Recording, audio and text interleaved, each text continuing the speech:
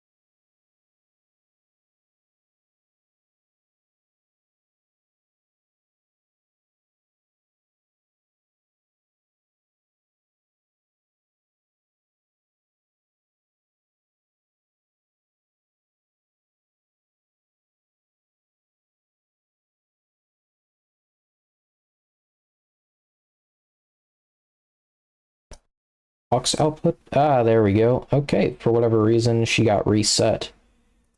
Somehow. Let's bump the volume on the mic down a little.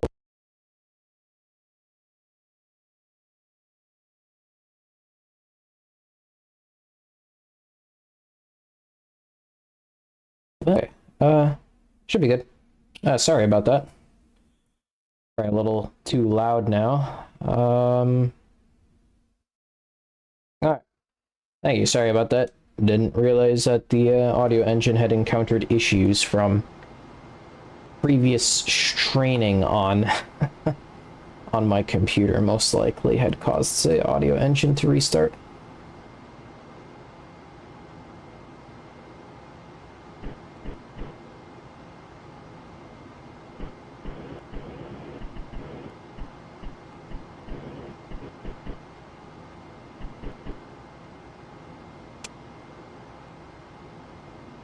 Okay, we are ordeal pitch 315.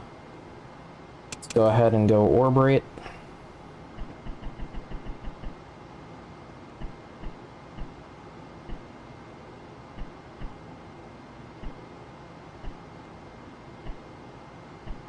Alright, we are orberate. And this should be COAS ground track. So let's get the COAS power on.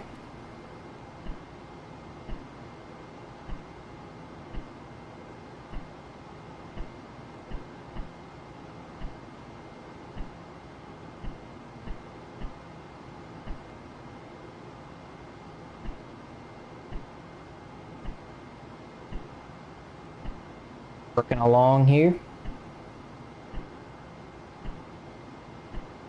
We should be passing control point 1 through the hatch window.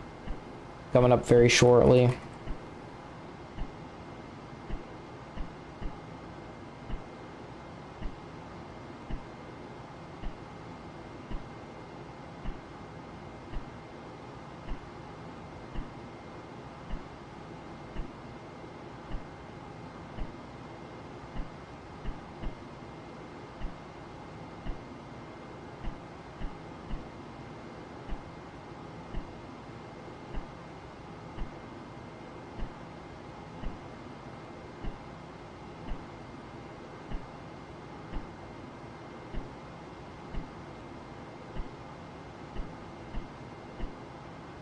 Alright, 71 hours. We are at the period of ground track now.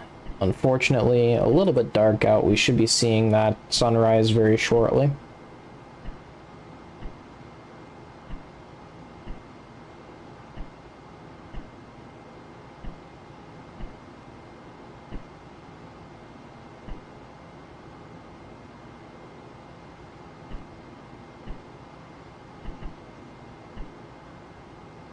Oh, and there we are.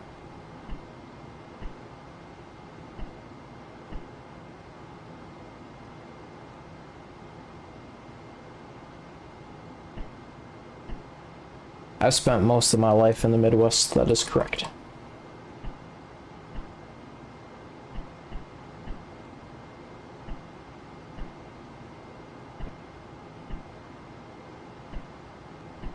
Okay, intermediate point 1.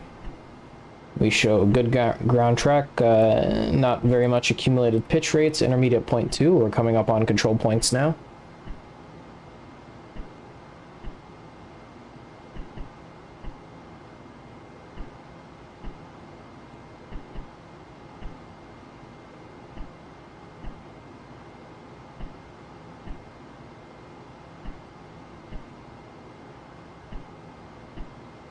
Control point 1.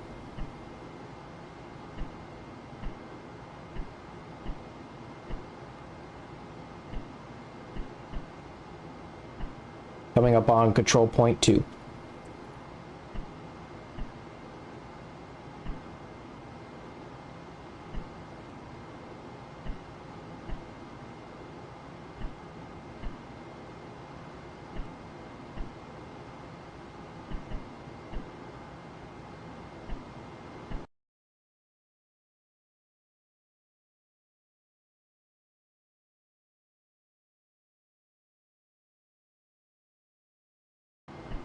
Okay, coming up on the 2 intermediate points for control point 2.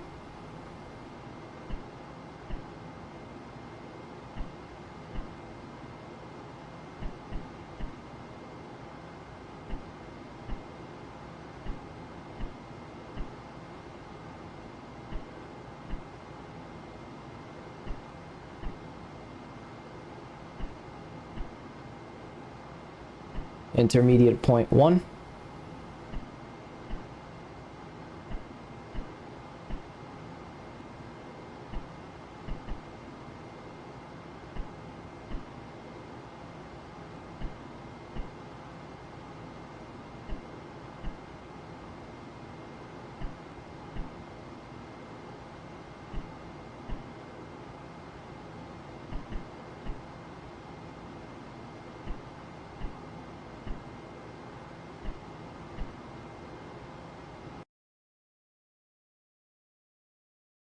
We passed control point 2, but did not see it through the window, unfortunately.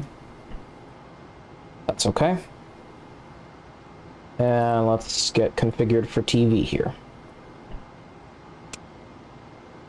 Yes, I mean, I've been all over, so sometimes, you know.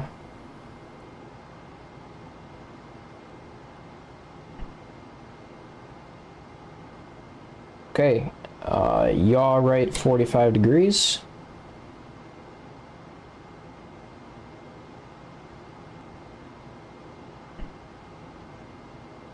But I've spent most of my life in the Midwest. Good day. No, not a plane. Not a plane.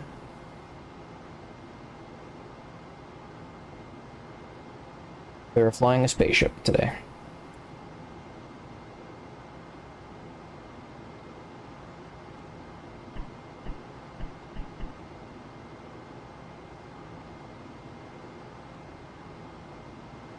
There's 30 degrees.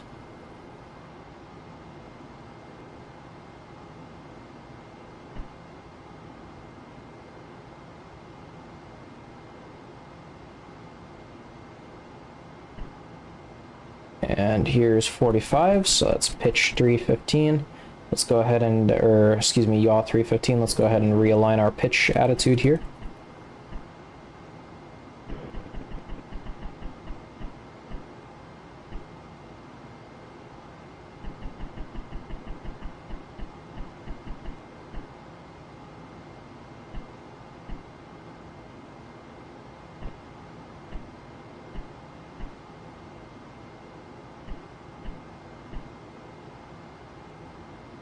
All right. Now we are waiting on acquisition of signal here. So let's catch them first. Let's go verb 64, enter, and let's get our angles here. So 0, 320.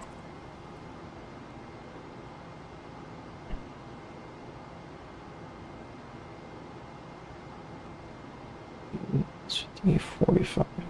About here. 5, 30, and 20.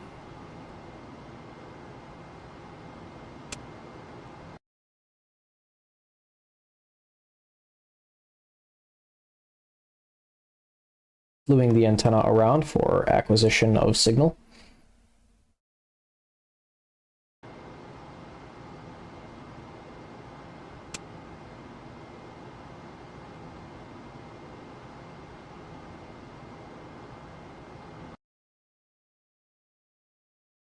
And we're crossing, I believe, the intermediate points of potential landing site B.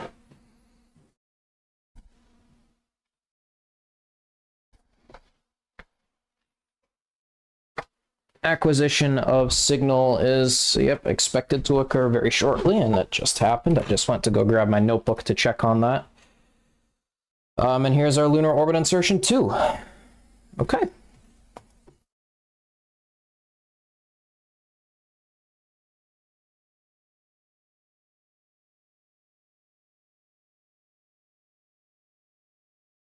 Let's go ahead and chart this out.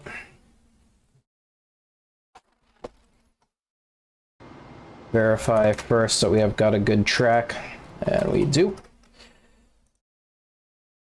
All right, LOI2 MCC update.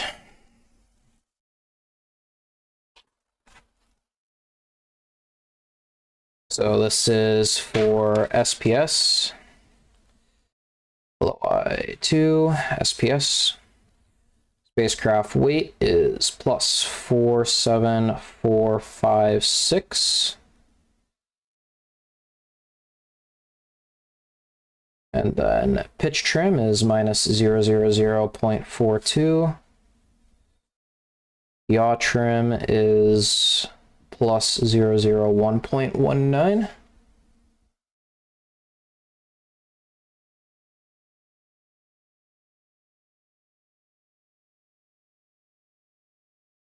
And then we're at 73 hours, 28 minutes.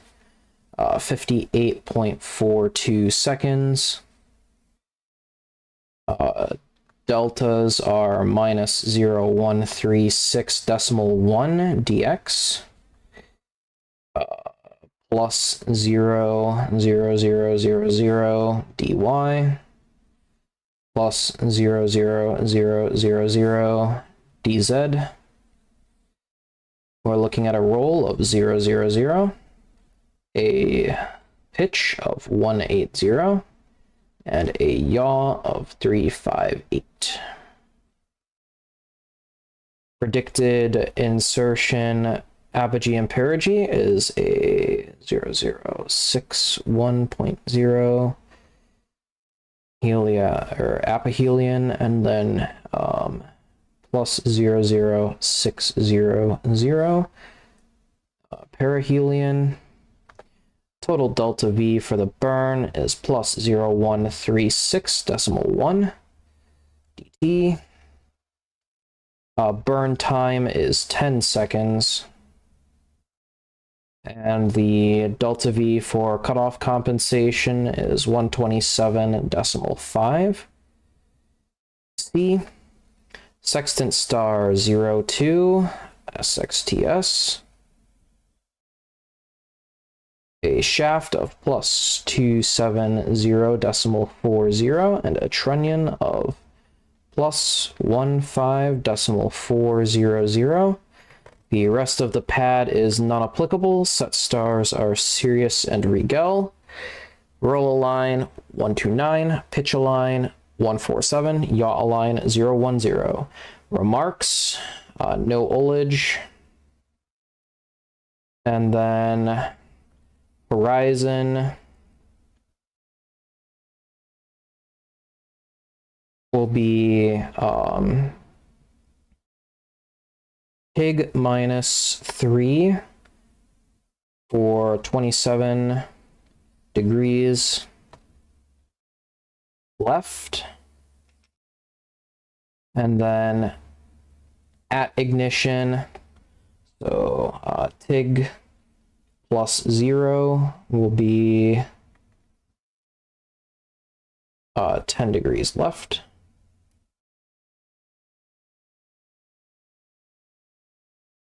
Okay.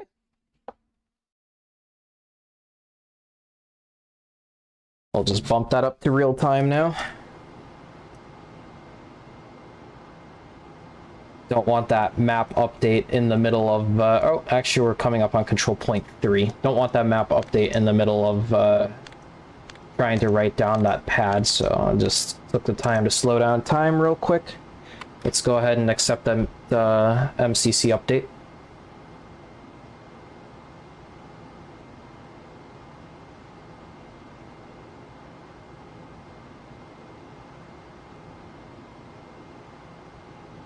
Yeah, Roblexiano, this is the command and service module from the Apollo space program. We're currently flying Apollo 8, the first mission to send 3 men to orbit the moon. This is Apollo spacecraft Apollo spacecraft 503. That's the internal designation.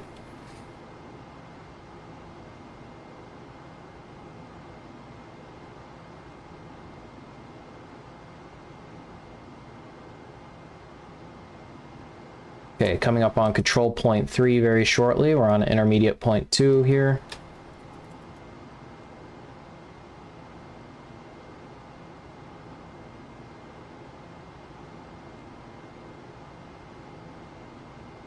So we are getting our CSM and LEM vectors and our target load, and this last one should be our target load, which is only a couple addresses wide, and the uplink is complete. Okay.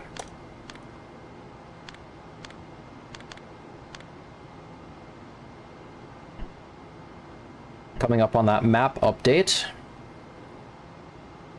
we've got loss of signal. LOS is expected at 730259, with sunrise occurring at 7308 and 44, crossing prime meridian at 731725. Acquisition of signal is at 734717. And the subsolar point a la sunset is at 742235. Special remarks, B1 acquisition is occurring at 741306.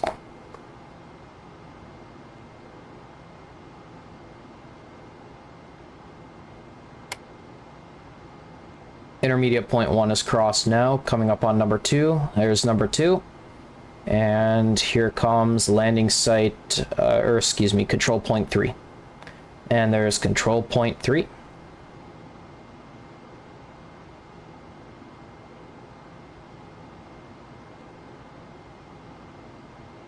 Small television broadcast out the window. Just broadcasting our control points to Houston. Tiny bit of a test for the upcoming strip photography.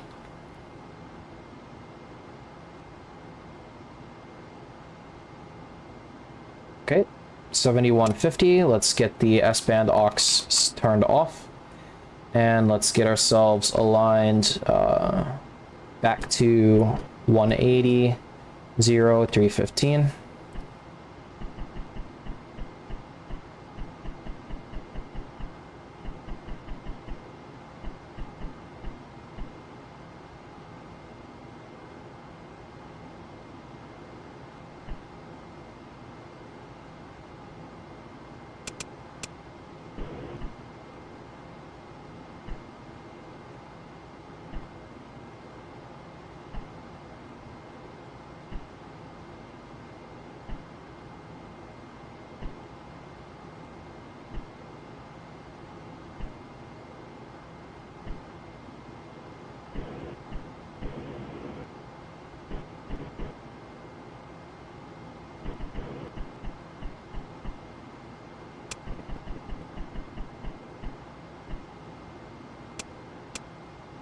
Okay, let's begin orbit right here.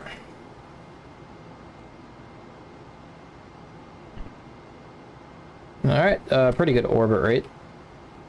Fortunately, Apollo 8 is so light that it's really hard to, you know, bounce perfectly through, but we'll get pseudo landing site B1, potential landing site, in a future mission coming up through the window.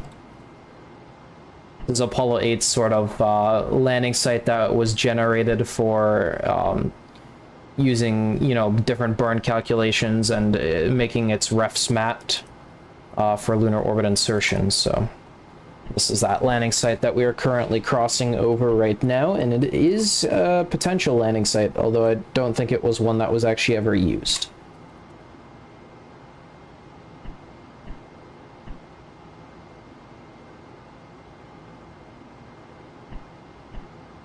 We should be coming up on it very shortly.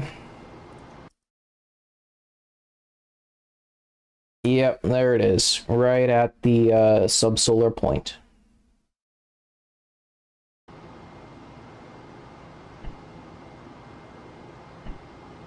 Right at the Terminator.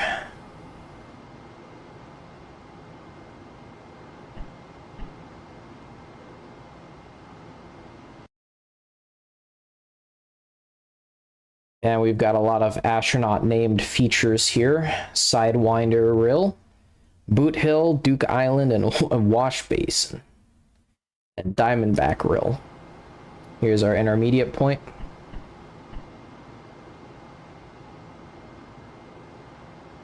And there's Mount Marilyn, a very famous mountain named after an astronaut's wife. Intermediate point 2, so we'll be crossing control point 1 very shortly. Or excuse me, not control point 1, pseudo landing site B1.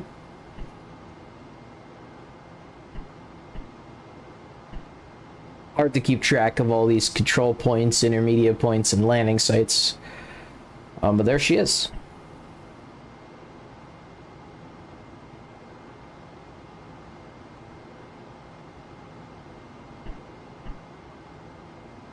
Very shortly, we'll get a maneuver pad for a trans-Earth injection 3 abort purpose.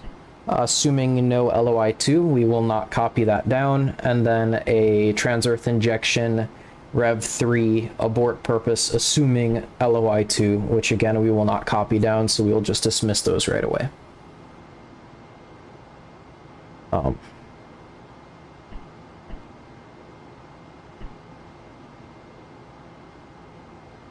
Do I realize that I pinged myself?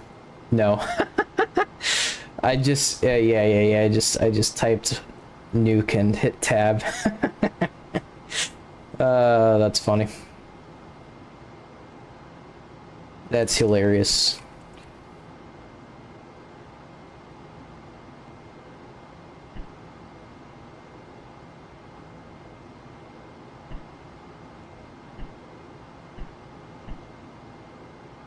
Okay, here's TEI 3.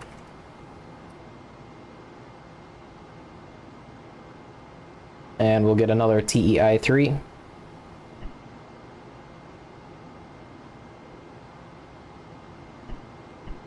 Yeah, one of my least favorite things in Apollo 8 is holding that orbit rate is an absolute pain. But that's okay, we'll just do a quick maneuver to 315 and then hold inertial.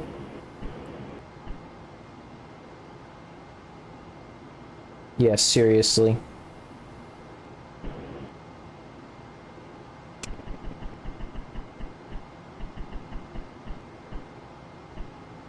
Okay, go inertial for P-52.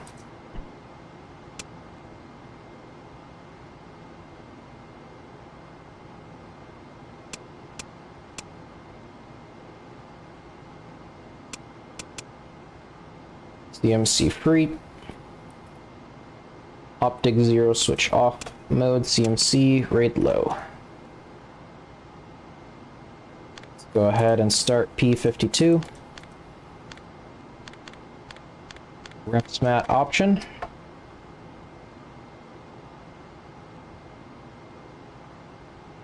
And we'll go ahead and align ourselves to star 07. Take a mark. Yeah, I just really want to be, you know, close to done with this mission by Christmas. I mean, it would be nice to be at Christmas Day, historically on Christmas, but, you know, I've got shit to do. So, we just want to be done, sort of. Damn it. Cannot get the good marks today. There we go. That was a good one. I want to be done in a reasonable amount of time so that I can get back to the, you know, other stuff like Apollo 10 that we're doing, and people have really been liking the shuttle, so I'll probably do that before another Apollo 10. I really did want to try doing like Apollo 13 reentry VR, but there's a huge memory leak in reentry VR right now, so I can't do it. Mark. Would have to be a shorter flight, unfortunately. Okay, IMU realignment is complete.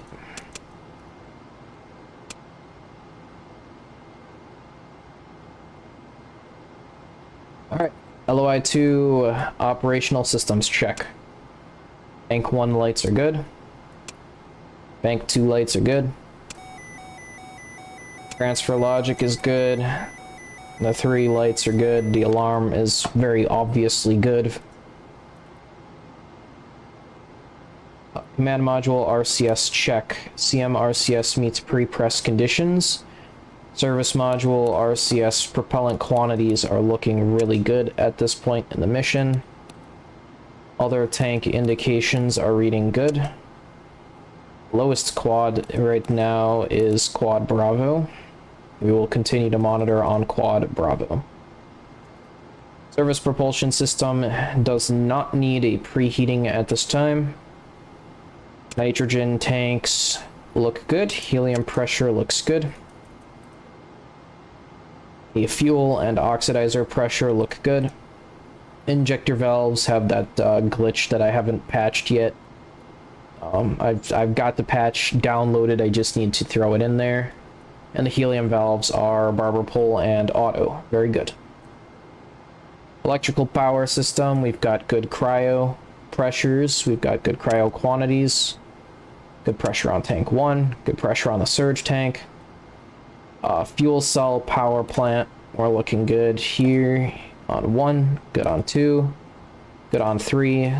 3 fuel cell inline heaters on, all fuel cell talkbacks gray. Fuel cell outputs on 1, 2, and 3 are good. Main buses A and B are good. Bat buses A and B are good. Battery charger buses obviously not used, so it's good.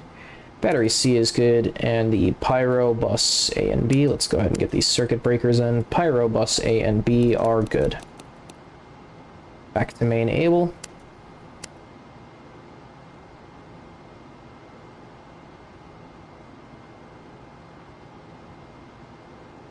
It's probably the smoking.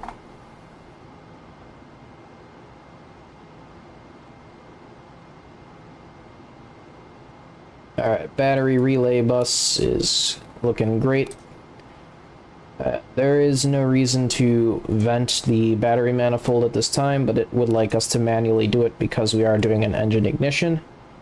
So we will go ahead and manually vent that 0 to 0, and then just immediately close.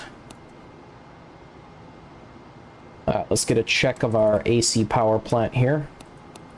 AC power plant is looking good. We'll go back to system test 4 Bravo. Looking good. Then, yeah, we'll just go on something that shows... Yeah, we can leave it on A, that's fine. Alright, environmental controls. Good indications. Good indications. And good indications. Checking the secondaries out. Good. Good, good, good. Good, good. Good and good. Alright. See here, no reason to dump the wastewater at this time.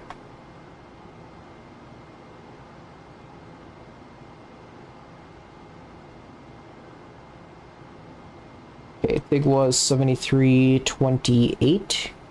We were at 38 would be 60 minutes. 28 minus 40. 28 minus 40. And carry the 12 over. That gets us 48 minutes. Okay. A little bit of some light time skipping here. Go back to SCS and enter our wide deadband hold. And we'll go and time skip right down to our T-minus 40.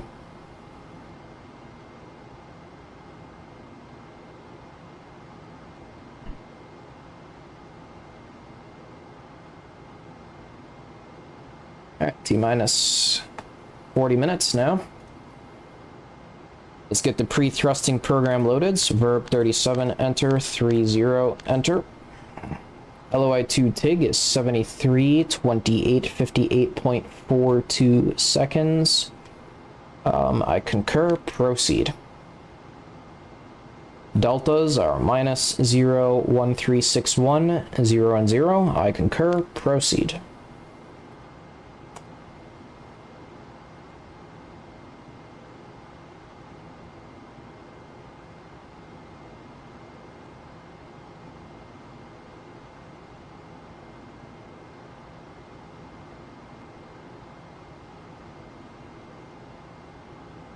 Yeah, I bet. And if you're shooting weapons and all that, that dust is not very good for you. Apohelion and perihelion show a slight deviation from the provided preliminary advisory data. However, this deviation is negligible. And our delta T as 136.1, I concur. Proceed. Let's get the clock synced.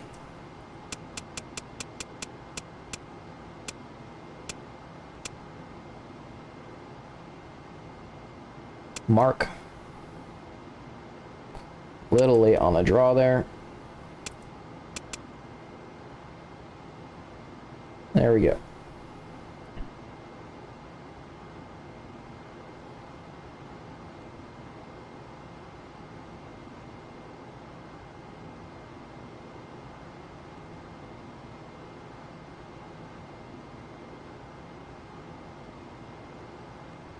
Proceed. 0 and 0. Okay, EMS Delta V test. Let's go ahead and get a null bias real quick 10-second look type stuff.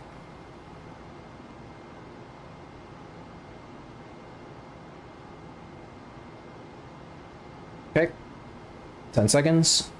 No reason for compensation. Let's get a Delta V test.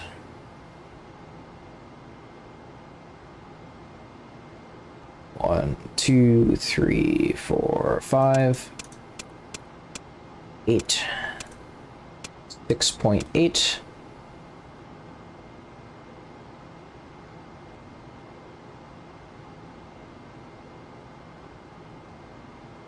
Okay, DV test. Good light, good count.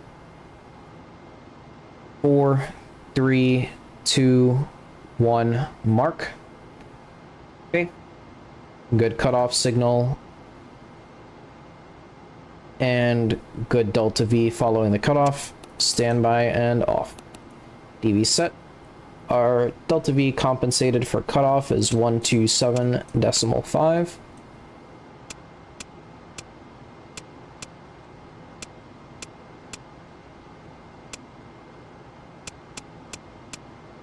Just to verify, 127.5. Good. Delta V. Non-essential bus to main bus B. BMAGs to rate 2. CMC free. All 16 jets activated as required. Verb 48. 11102 01111. Proceed. Current spacecraft weight is plus 47456. Enter. The current service propulsion system trim angles through our center of gravity. We're looking at a pitch trim of minus 00042 and a yaw angle of plus 00119. Enter. Proceed. Verb 46. Enter. Digital event timer is set. Let's go ahead and verb 37, enter, 00, enter, just to give us a little refresh there. CMC mode auto. Verb 62 for display mode 2 on the ball. Verb 49, enter. Verb 25, enter. And burn attitude is 0 roll. 180 pitch. And 358 yaw.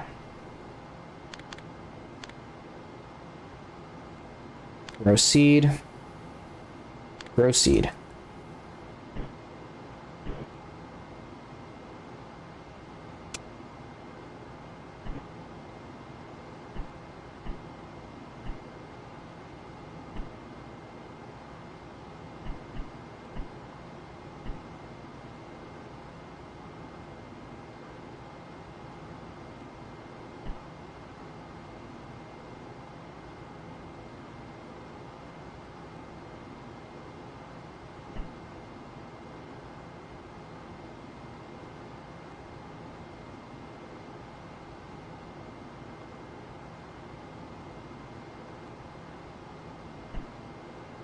Okay, I'm just going to go ahead and take a look at our copy of the preliminary advisory data, just making sure that I've got everything correct attitude-wise. MCC pre-advisory data, that's TEI2, LOI2.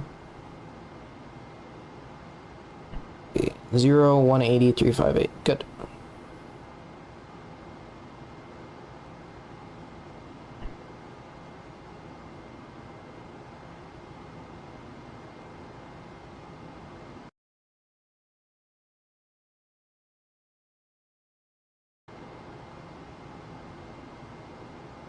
Currently extremely dark out. Probably the darkest dark imaginable.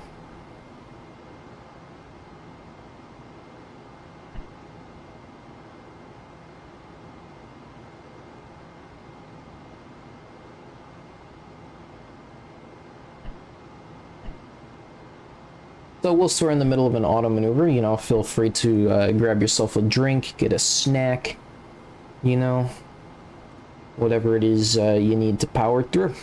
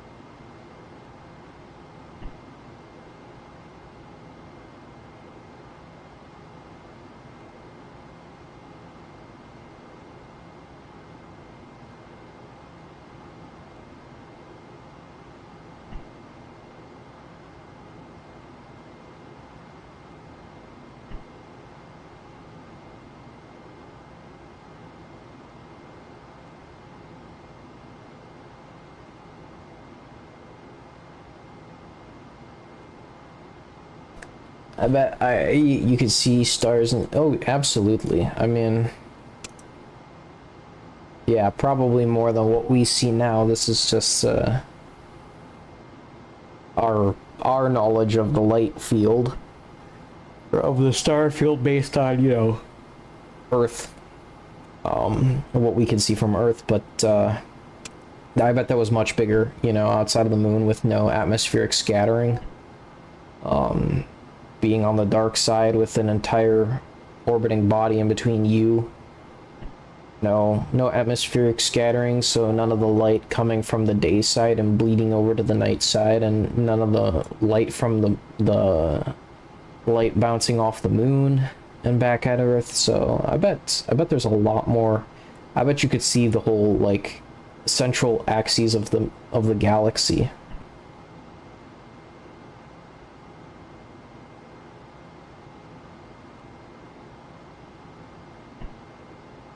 I'd be willing to bet.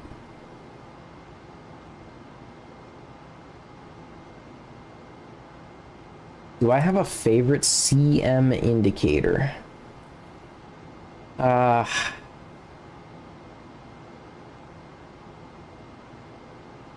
Honestly,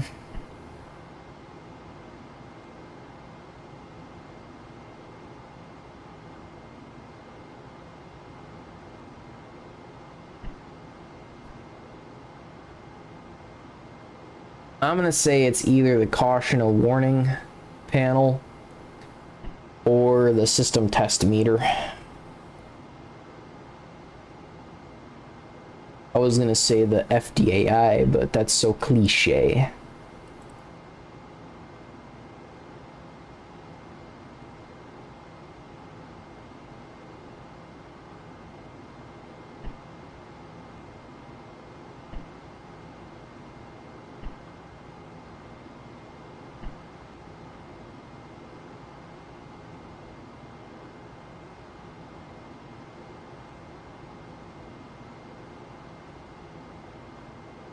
Okay, coming up on attitude here.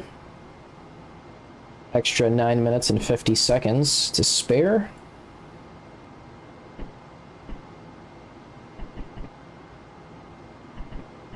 We'll do some light time skipping here, and if we go to the external view, we should be able to see sunrise coming up pretty relatively shortly. Sunrise is expected at 73:08.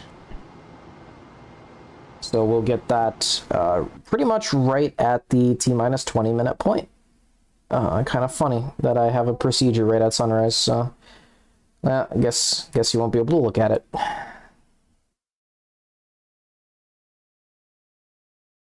I do like the font. It is nice. Those numbers are very crisp and clear, very jagged on the 2s and the 5s and the 3s, very round on the 8s and the 0s. Honestly, I think it's the perfectly readable font.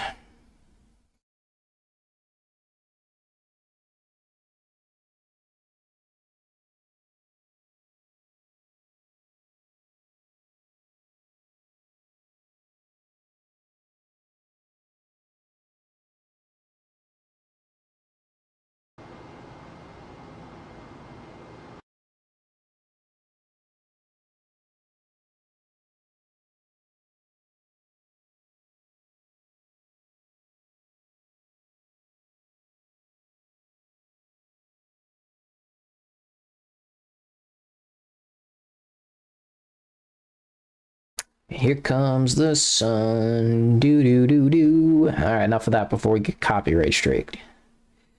Look at that beauty. Okay, a little bit past T-minus 20, but I just wanted to see that sunrise. Can't blame me here.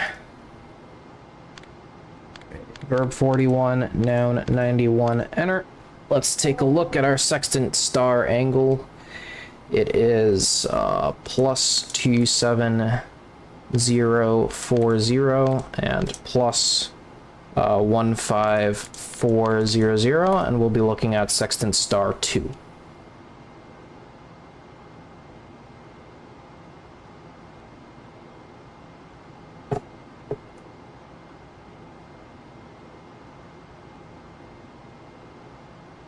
we've got a required, just showing you that that is star 2.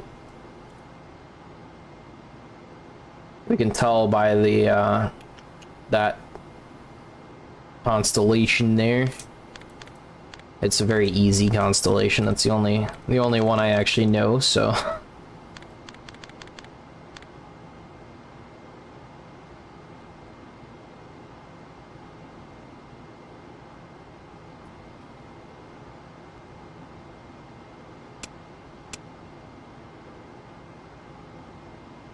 all right, let's go ahead and load up our thrusting program.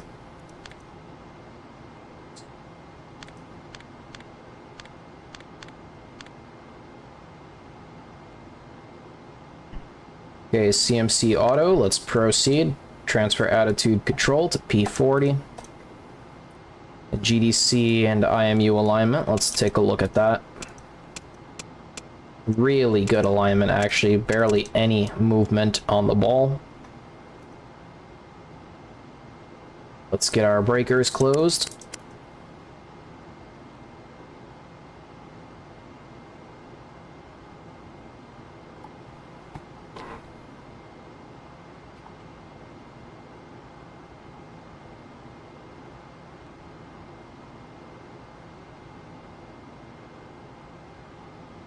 Could you fly this entire mission without any aid from mission control? No. I mean, I could use RTCC and become my own mission control, but if you mean with no mission control period in a sentence, no, it's actually impossible.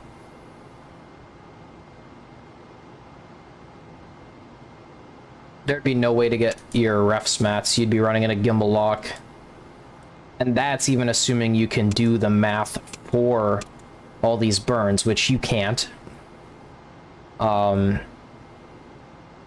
know, giant computers did those maths for those burns. So I'm gonna say no. No, you can't. It's impossible. Not for me, not for the astronauts.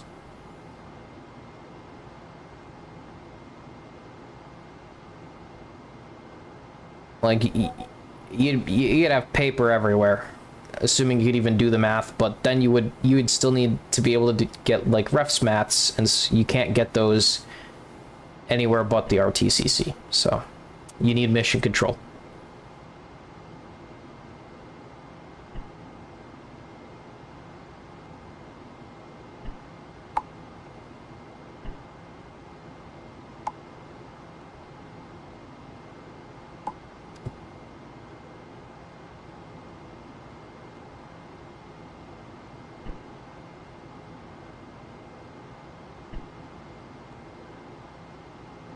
Okay, coming up on 6 minutes to the burn.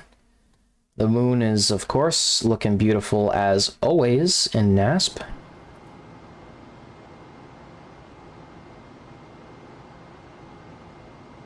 T-minus 6 minutes. Let's get main bus ties on.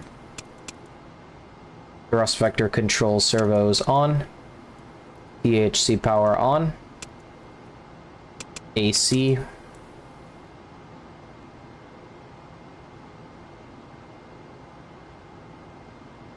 T-minus 5 minutes.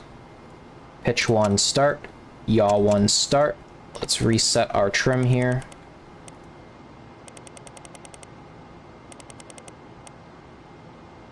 Rotate handle clockwise.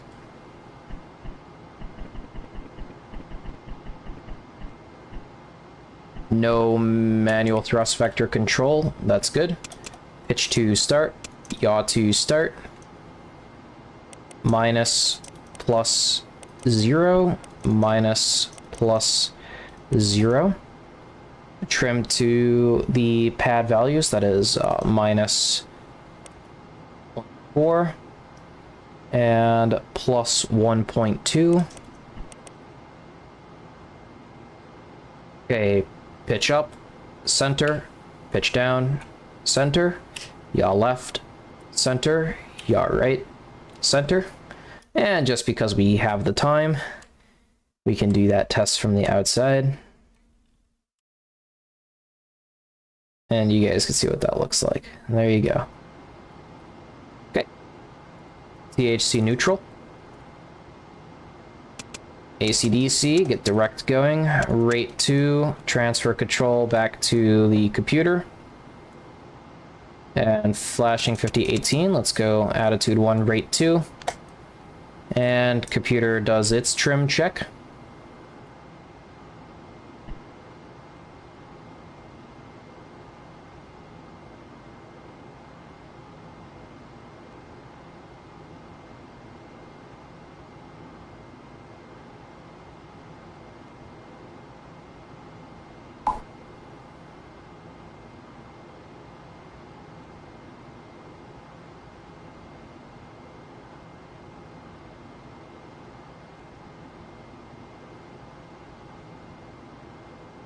Okay, looking good. Limit cycle off. FDI scale 50-15, coming up on the T-minus 2-minute mark. We've got the moon coming through the window now.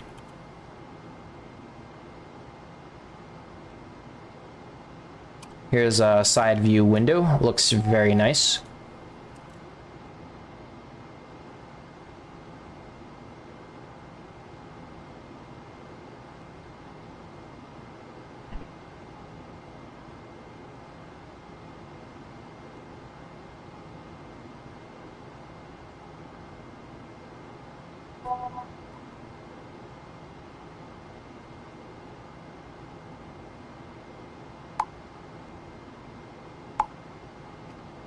T-minus 2 minutes.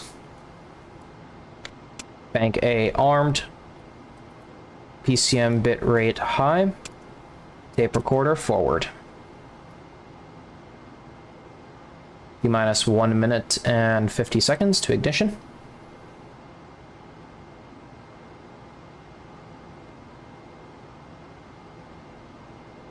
I actually am kind of baffled that ullage is not required for the LOI 2, but eh.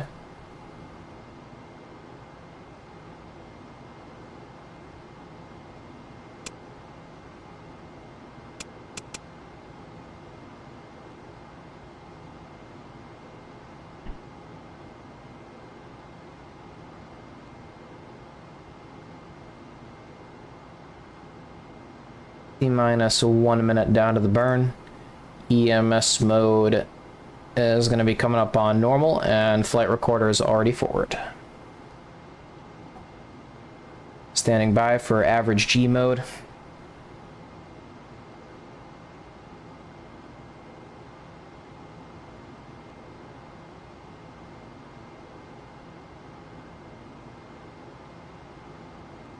Average G. EMS normal.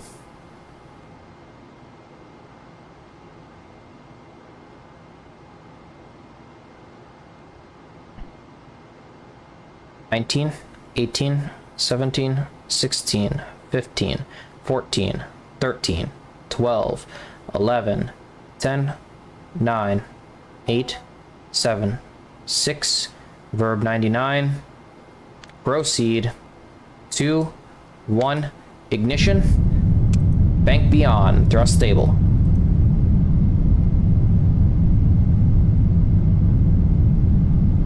Shut down.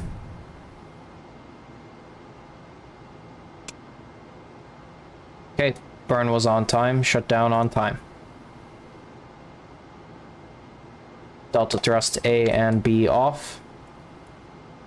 Pitch 1, yaw 1. Pitch 2, yaw 2. DVC servos off. Flight recorder off. Tape recorder forward off. PCM bitrate low. Main bus ties off. Proceed. Alright, do not trim. Sounds good. EMS standby and off. BMAGs rate 2. Attitude deadband max. Non-essential bus off. Translation hand control power off. Direct rotation control off. Pitch and yaw circuit breakers open. Proceed. Verb 82, enter. 61 by 60. Okay, very good on the pre-advisory data there. Proceed. 00. Enter. DET stop. Reset. 60 in here.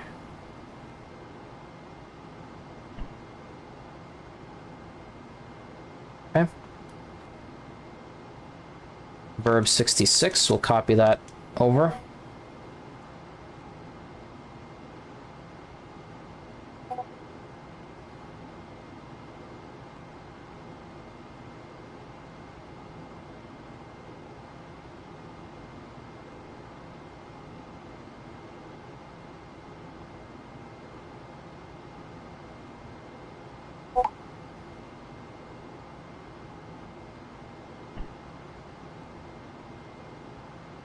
Okay, we've got 58.2% fuel remaining. Helium pressure looks great.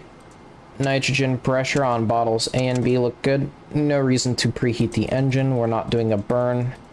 And also that and the temperature is perfectly fine. Injector valves would show closed. Fuel and oxidizer pressure are great. Quantity is great. Unbalance is great. Helium valves are barber pole and auto. SMRCS monitoring check. We've got good fuel here. Lowest quad now being quad delta.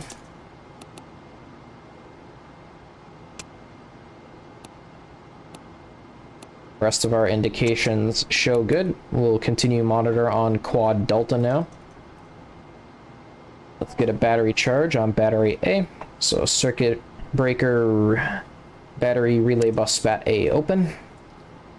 DC indicator select bat charger bus and tie bat A to the bat charger bus. GDC alignment is still good after the burn.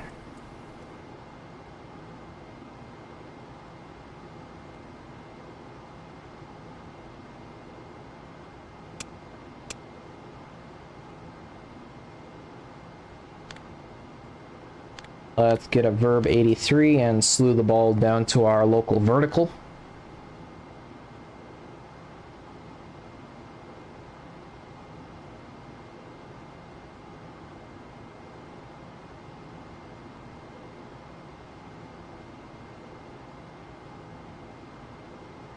Okay, 190, 194, coming up to 195.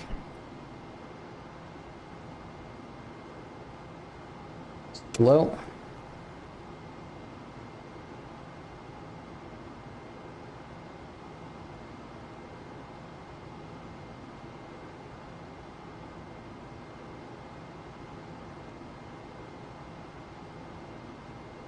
Crossing 196. A little high. Let's tap it down just a peg. And that's good.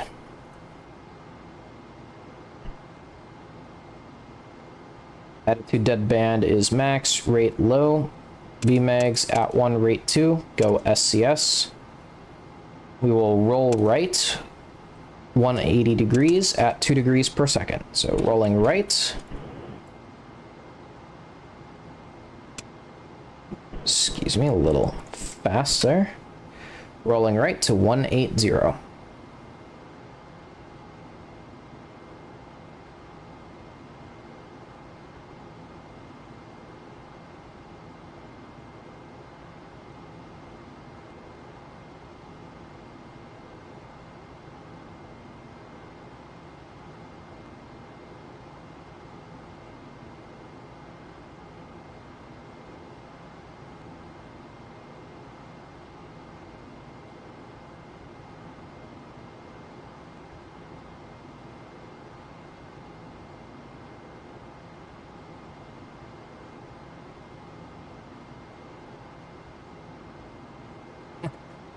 All right, hello Hein, welcome to the stream.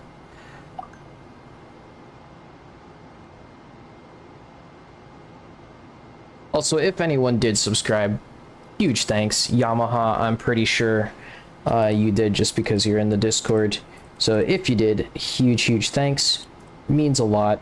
I can't see that type of stuff whilst I'm streaming. Especially if you have your subscribers set to private. So for anyone that is privately subscribing, huge thanks. Very appreciated.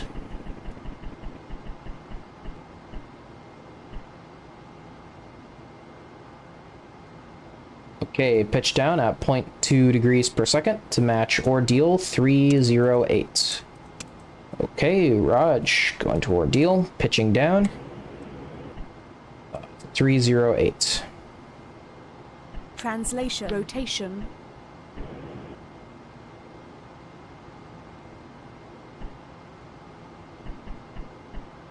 So a little bit higher here.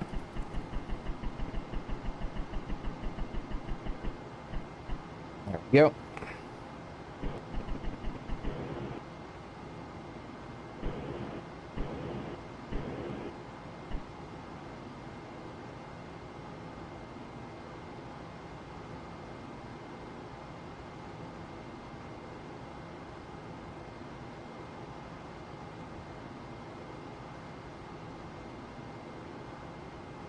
Look at that beautiful view of the moon there. Horizon in the hatch window. Keep wanting to call it the forward window. Well, there's no forward in space, let's be honest. So it wouldn't be too much of a crime to call that the forward window.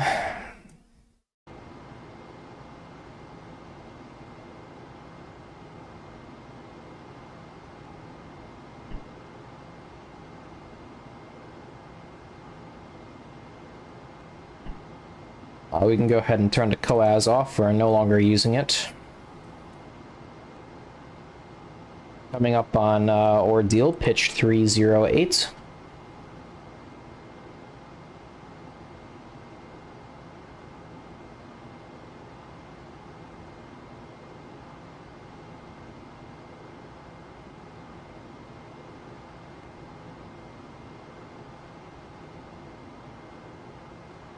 .305.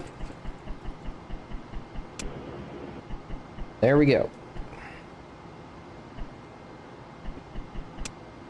Going min imp, actually just a little bit of correction here. 6, 7. Here's 8. Min imp. And now we'll just watch the way that this ball moves. It's moving down, so we need to go up.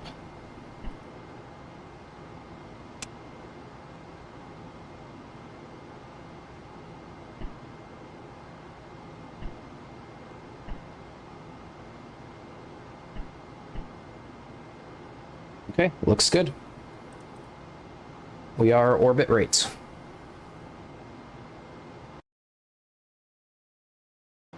With this new attitude, we'll need to gimbal that antenna around, so let's go manual.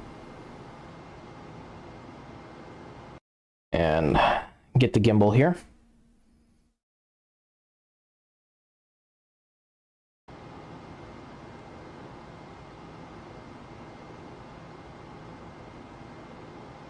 Actually, we are using the COAS again, so I lied. COAS power on.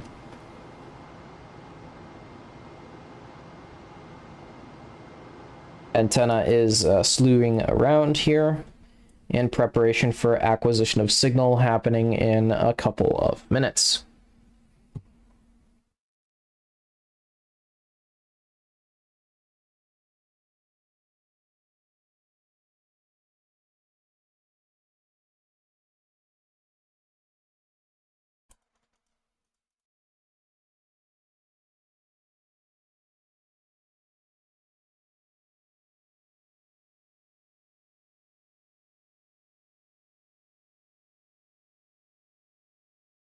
So here's where we get to do all the fun different landmark trackings and everything, so it'll be good fun.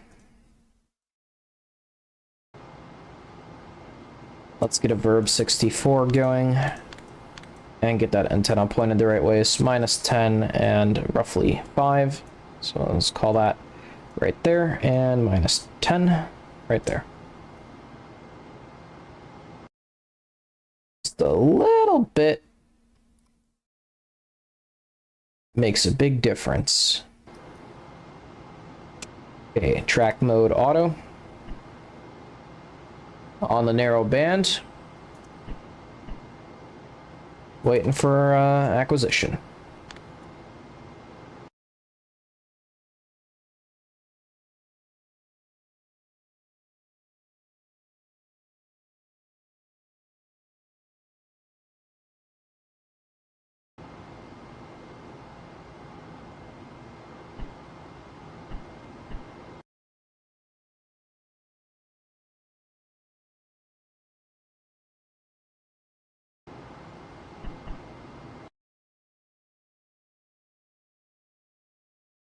And there we go, AOS Madrid.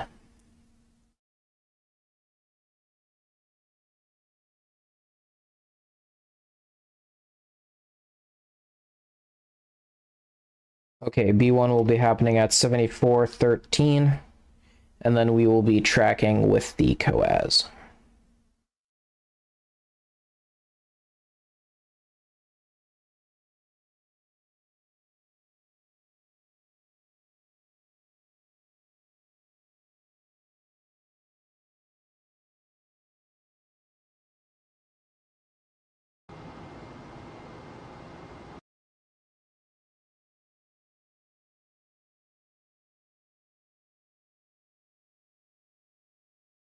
So here's sort of our very first bit of active hands-on participation in lunar activities. Before it was kind of just face this attitude and watch the hatch window, but now we get to do, you know, some real procedures here.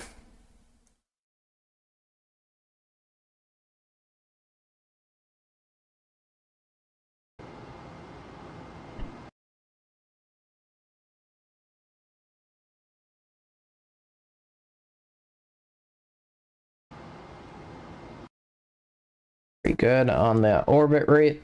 Every once in a while, just gotta fine tune it.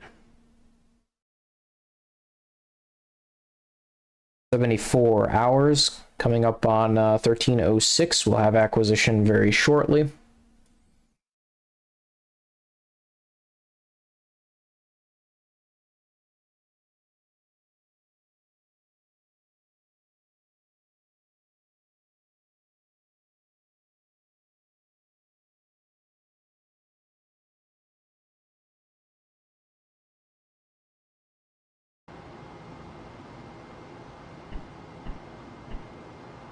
Fine-tune adjustment to our orbit rate here.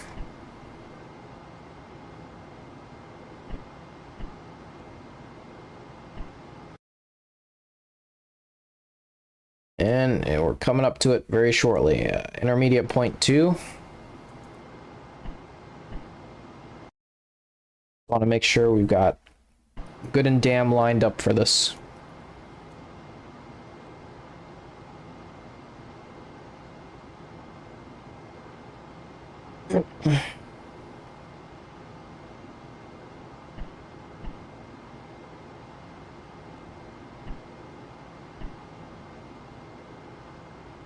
I just saw intermediate point 1 scrolling on by. There's point 2. Looks like we need a little bit of yaw. Let's get pitch to excel command here. A little bit of yaw commanded in.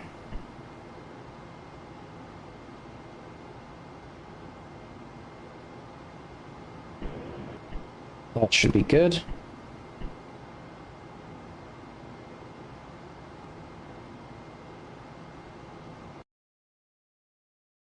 Here's landmark B1.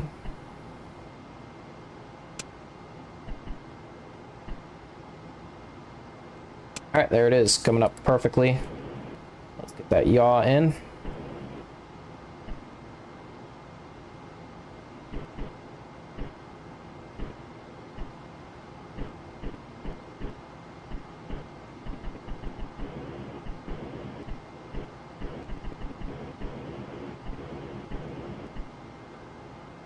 Okay, pitch and yaw to rate command.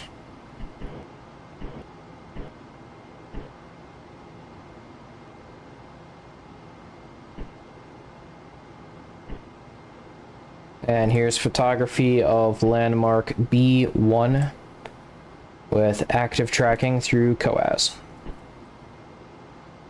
So here's what we would see out the other window. Tracking B1 through the COAS. We would have the camera mounted here for photography.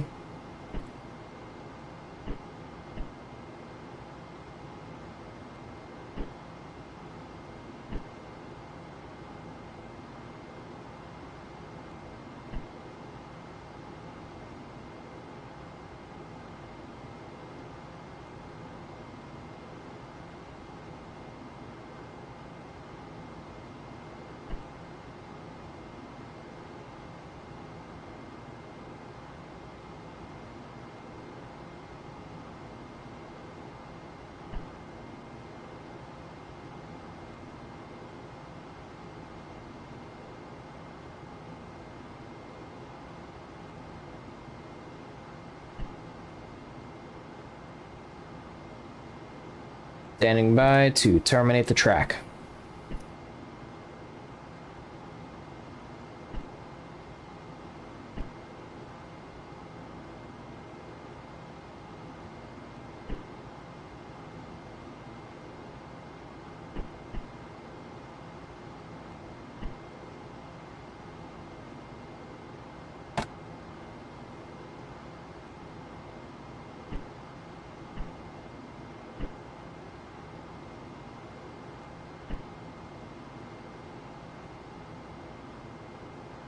Moon no longer visible out the hatch window, so we will be coming up on the termination of this track very shortly.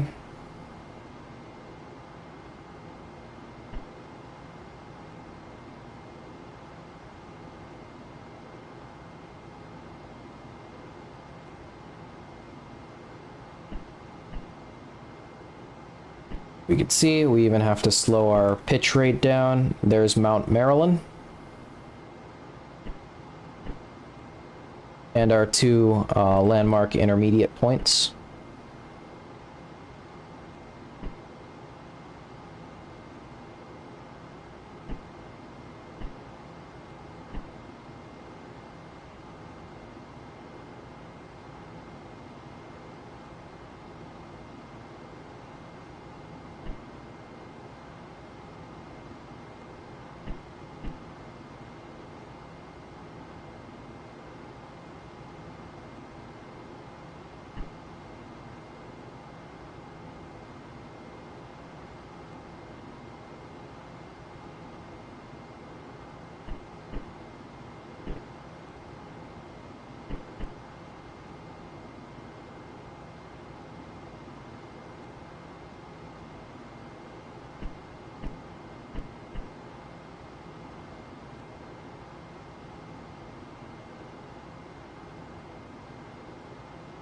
So, how was our very first, like, lunar observation activity?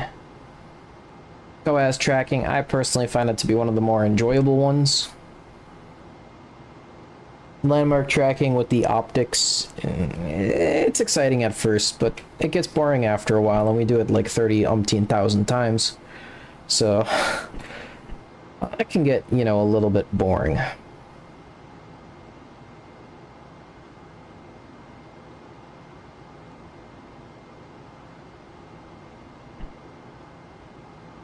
But we are just about ready to terminate our track here.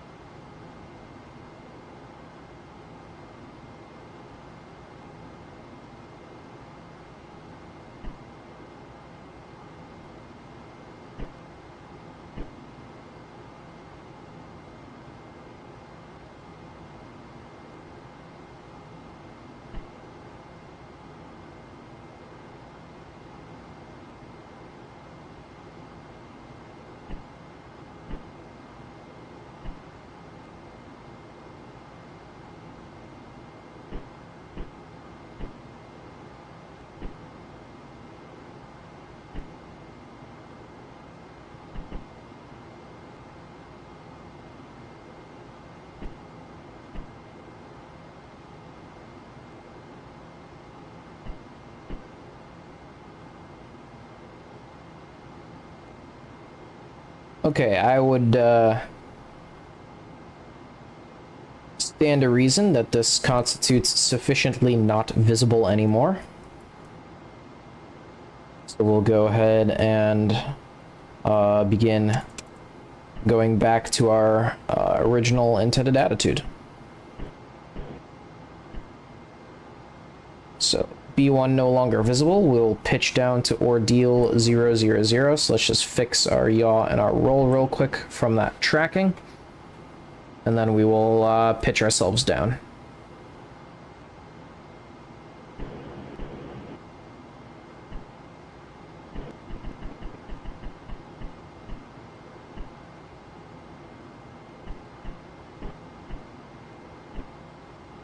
This is Orbiter, running a mod called NASSP for NASA spacecraft simulation project.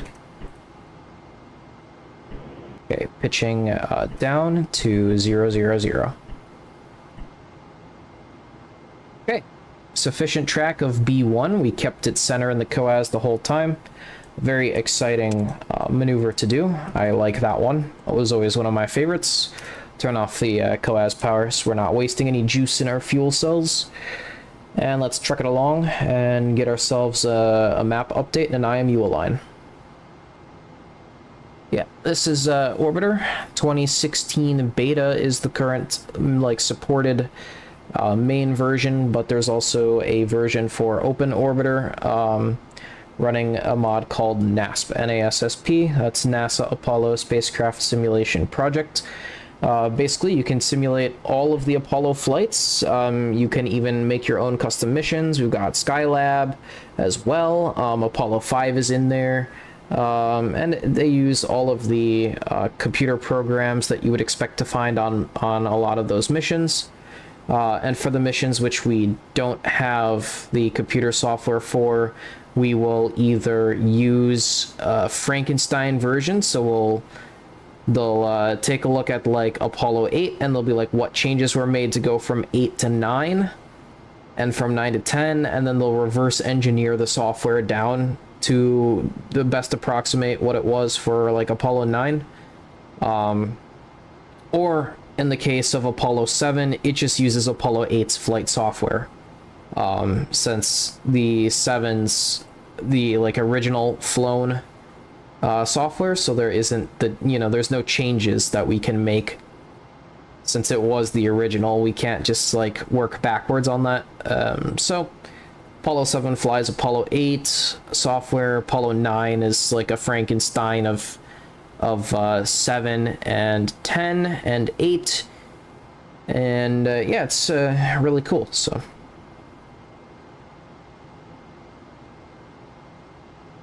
glad you asked. Actually, a lot of people they just ask if this is KSP, so I'm exciting that that someone's able to see that it is not a mod for KSP.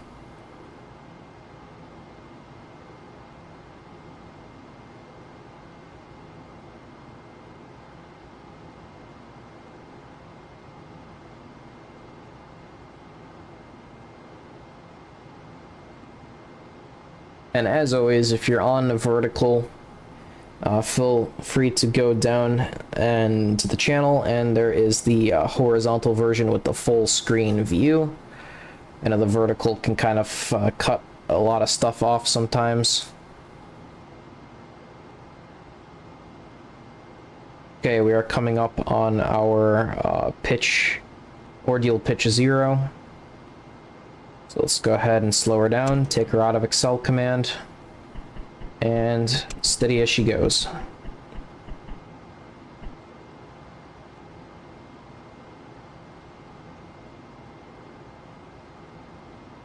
Alright, let's reacquire Miss Finn on high again. Still acquired, minus 80, plus 80, okay. Minus 80 and plus 80.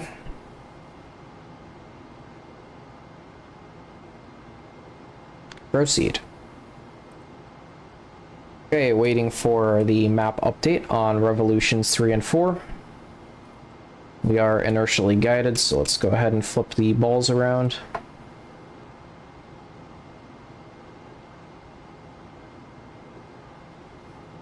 Standing by for that map update. We'll be getting it any second now.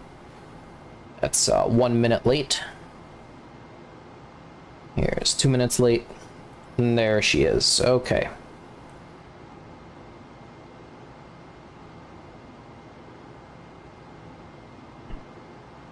So, LOS is at 74, 59, 41.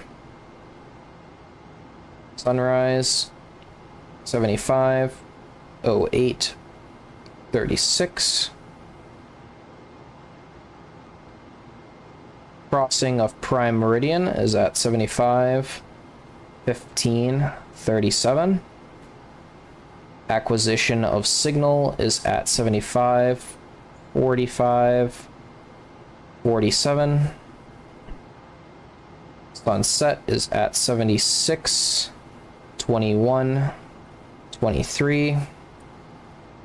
Subsolar is at 75, 44, 59. And then we've got IP1 or B1. This is at 76, 08, 39, and IP2 for B1 is at 76, 09, 53. Ooh. Okay, let's get our sextant markings and our IMU aligned. Let's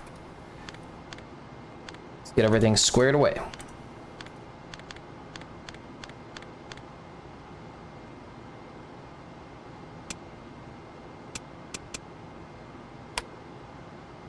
Okay, star 20.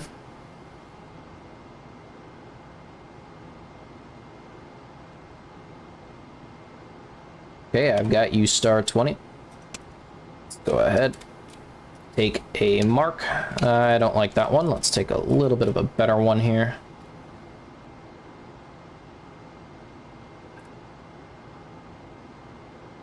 Yeah, just a little bit hard to see. Mark, that's perfect. Proceed. Okay, star 21.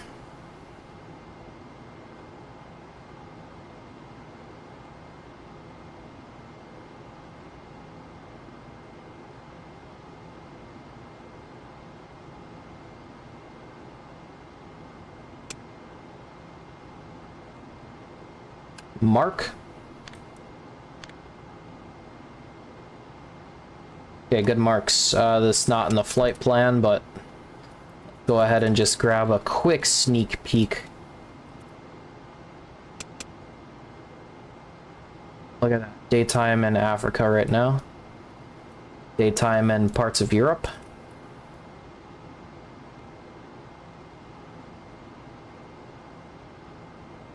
Beautiful South Pole there. Alright. Quick peek is over. Zero us out. Proceed. And go with the realign. And no reason for any star position checks. GDC and IMU are still aligned within limits. We'll go ahead and omit the GDC align. And we are now holding for a TEI for abort purpose pad. So we'll go ahead and enter a wide deadband hold.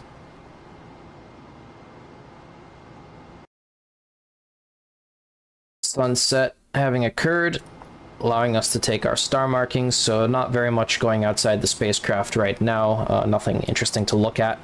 We will just go ahead and proceed with the time skip to our TEI-4 abort purpose pad.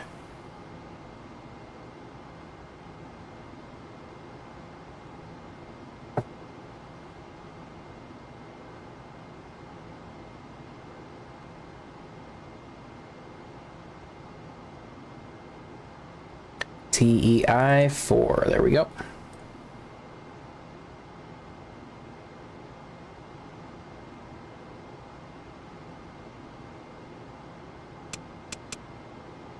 Yep, damn near flying this whole mission on stabilization control system. Barely any computer maneuvers in here. Once you're in lunar orbit, it's all a test of your skills.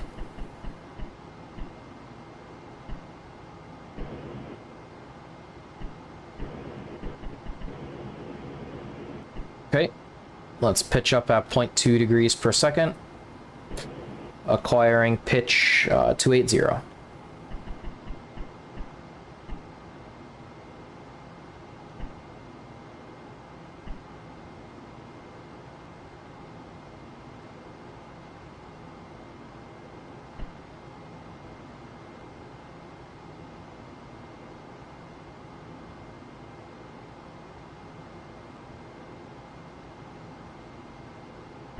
Oops, yep. Flip that around for... we are navigating on orbit right now. And I don't want to hold this key down, so we're just going to go to Excel command real quick. And let her coast.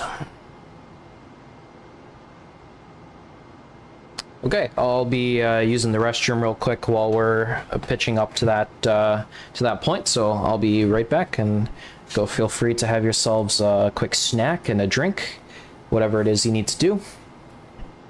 And I'll reconvene after this pitch is done.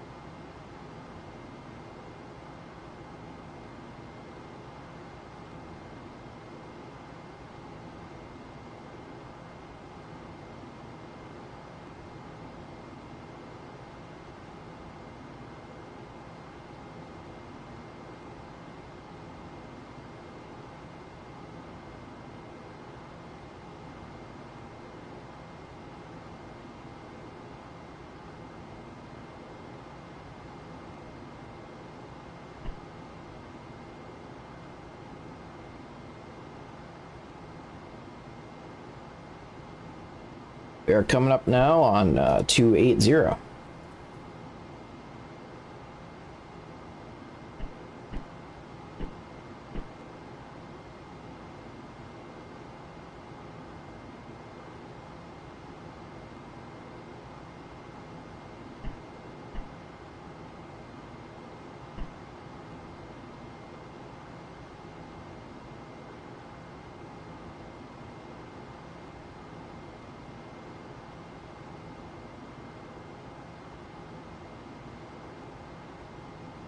Hello, Renova.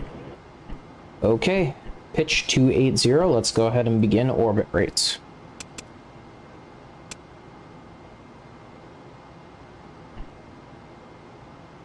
So it looks like a little bit of pitching up.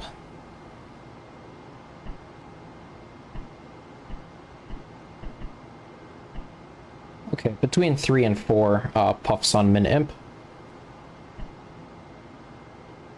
And we will hold it till the sub-solar point.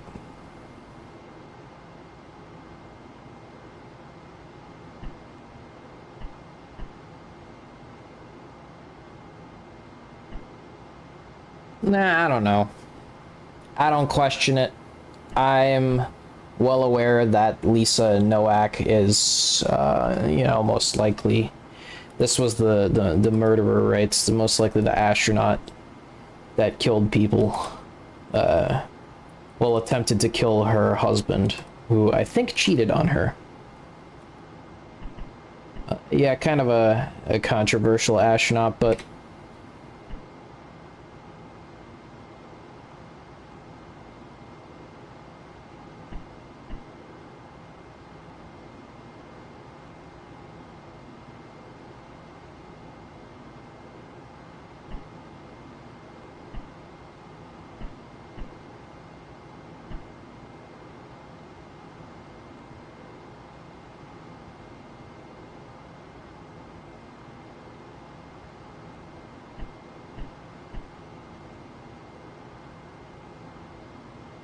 Okay, we are coming up on that sub-solar point here. That is the 90-degree mark. So when the sun is directly above the moon at the 90-degree mark, that's the sub-solar point. Essentially, when we are halfway between the solar terminators for sunrise and sunset, that is our sub-solar point.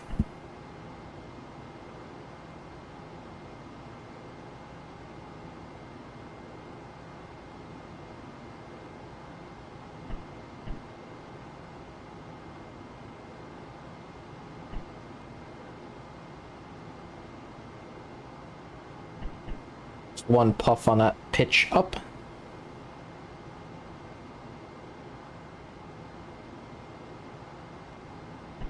Beautiful lunar terrain through the hatch window. I always liked that slight UV protecting blue tint is really nice. Really nice on the window.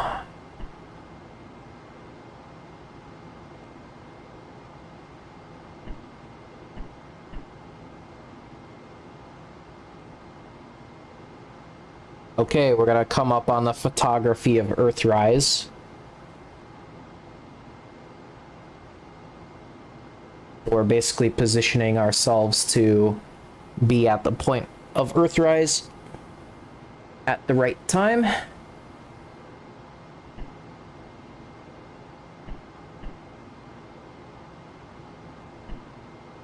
Witnessing the very first Earthrise in human consciousness. No, I do not. I used to. But it's a scummy corporation, so...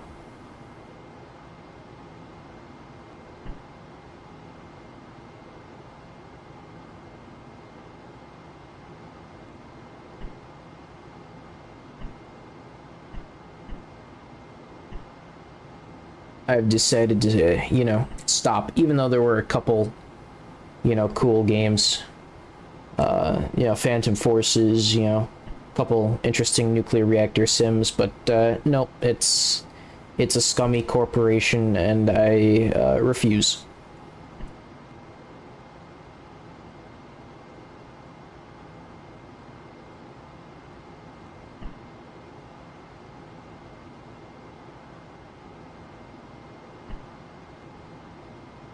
Okay, coming up, 7544. We are coming up on that subsolar point. In another, here we go, 10 seconds. 6, 5, 4, 3, 2, 1. mark, rolling right at 2 degrees per second.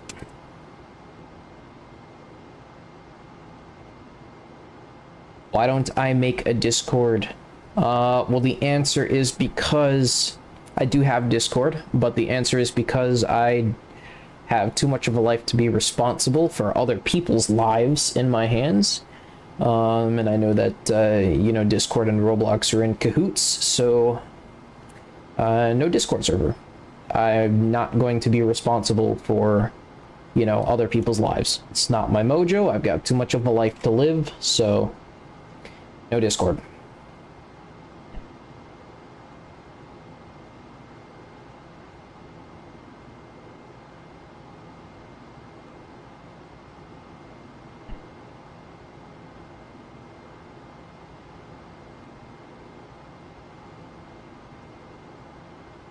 Okay, acquisition Madrid. Goldstone is our backup.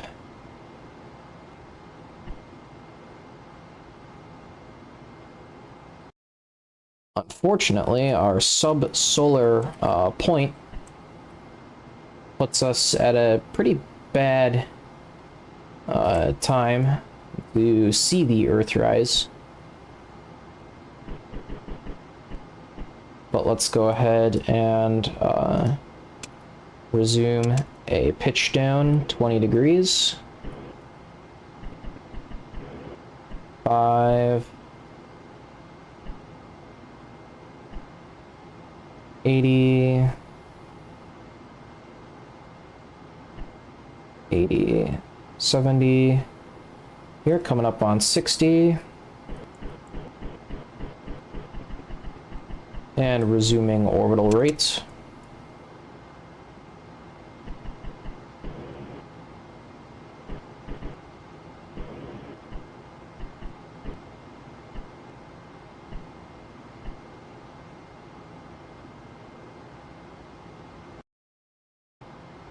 Yes, unfortunately, Earthrise happened without us. Very sad.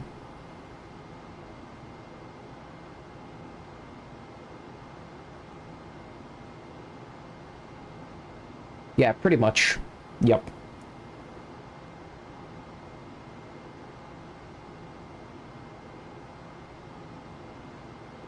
Oh, yes, I do talk to people in the reentry Discord server. I'm a test pilot in that server, so...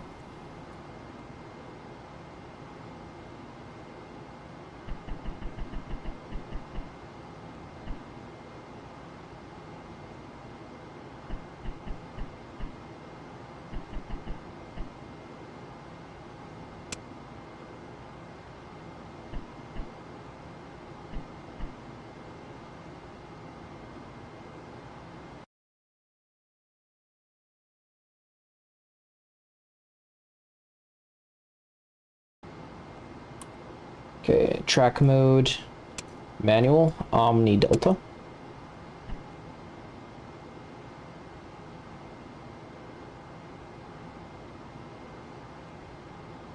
Zero switch off, CMC.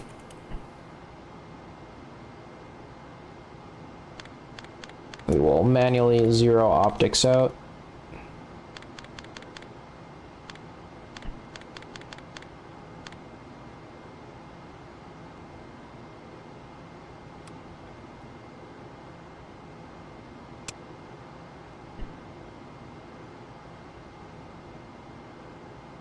Manual attitude pitch to Excel command. We will pitch up at 0.2 degrees per second.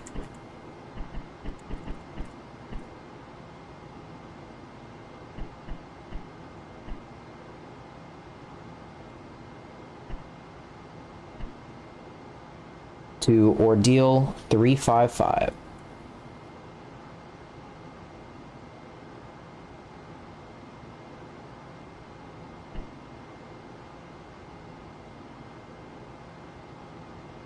There's the beautiful Earth there. Let's go ahead and take a screenshot.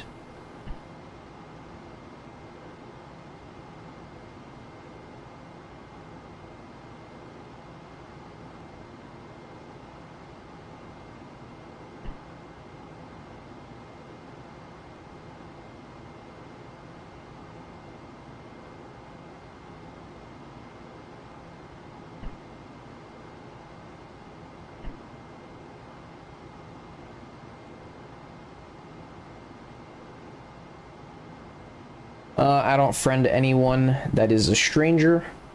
You can still contact me and you can still ping me on the reentry Discord. In fact, to make that easier, I'll actually just change my profile real quick. Edit per server profile.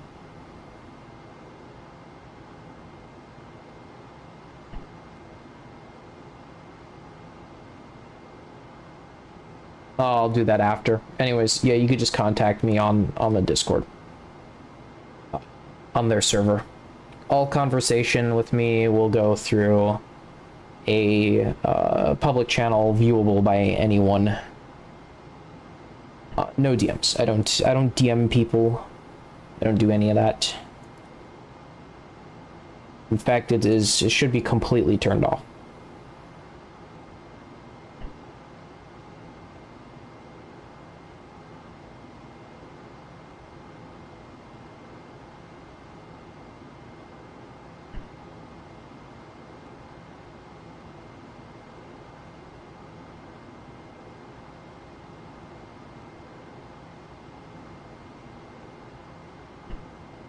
I've got streamer mode enabled on Discord right now, so the messages don't pop up when I'm pinged, but I'll change my name so that it matches my channel, so you can find me.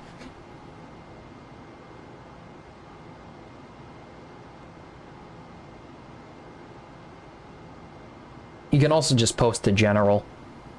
I'll be able to find you there.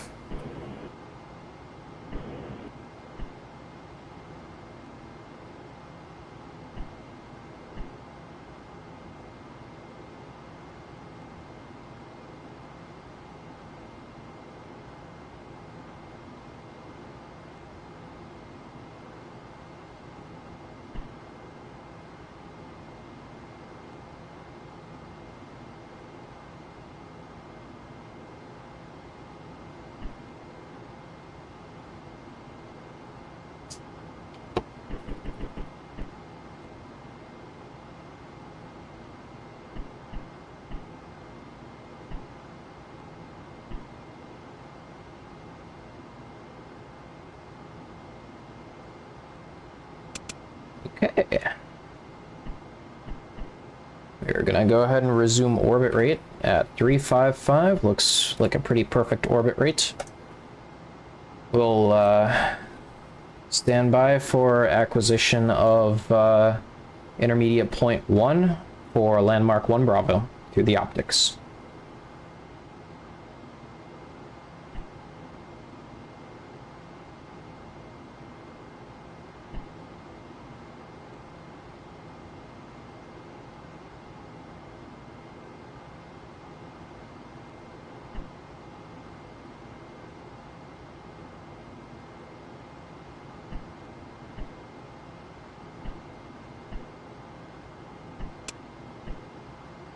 Normally, in real life, we would have one person watching our orbit rates as we would be watching the optics for the landmarks coming up. However, since there's only me, I will not crawl down to the sim bay to look through the optics, you know, like I would in real life. I'll just, you know, quick check it like this and then just double tap F8.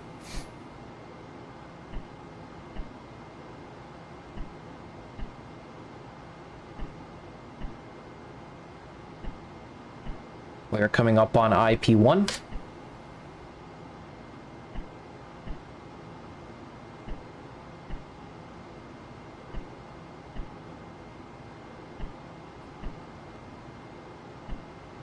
Oh yeah, it looks great. I mean, that does not. The sextant has a little bit of work, but no, this is all like it's not just like a JPEG image. There's actual depth to the lunar surface. So it looks, yeah, it looks really cool. Almost perfect orbit right here. Okay, we'll have intermediate point 1 coming up in just about 1 minute and 30 seconds. For us, given our time skipping, happens to be now. There's IP1. We can see that little crater down there. That's IP1. Here's IP2, which is a crater next to Mount Marilyn. And here is landmark B1, and we can see landmark B1 right at the sunset is extremely dark, can barely make anything out. But that is our terminator, so let's go ahead. We have evaluated. Let's go ahead and go inertial and stand by for another P-52.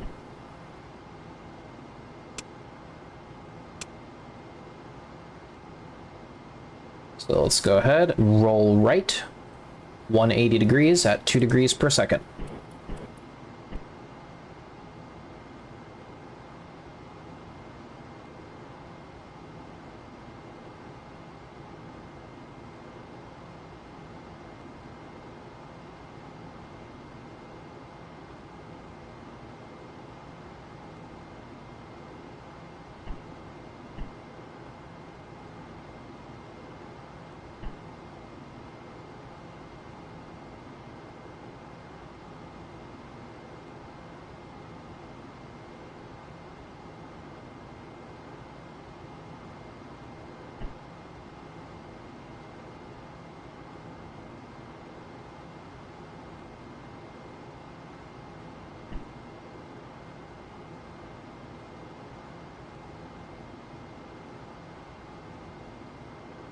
All right, let's go ahead and go inertial on pitch.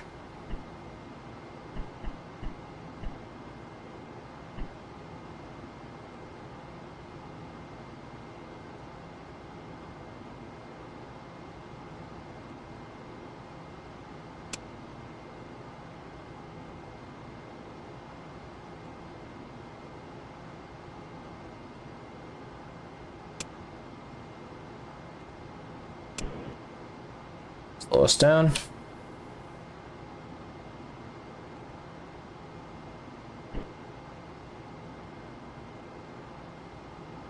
And stabilize.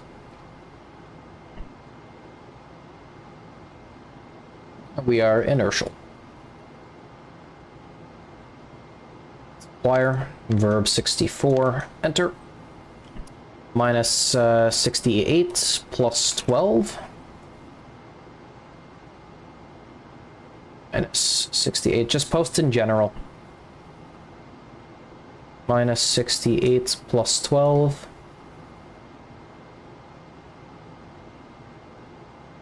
And we will go to high gain.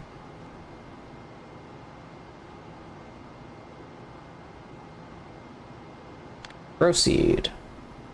No, we will not be making it crash. Hit to burst your bubble. Alright, we got a map update and a state vector update. So let's go ahead and accept our state vector update from the ground.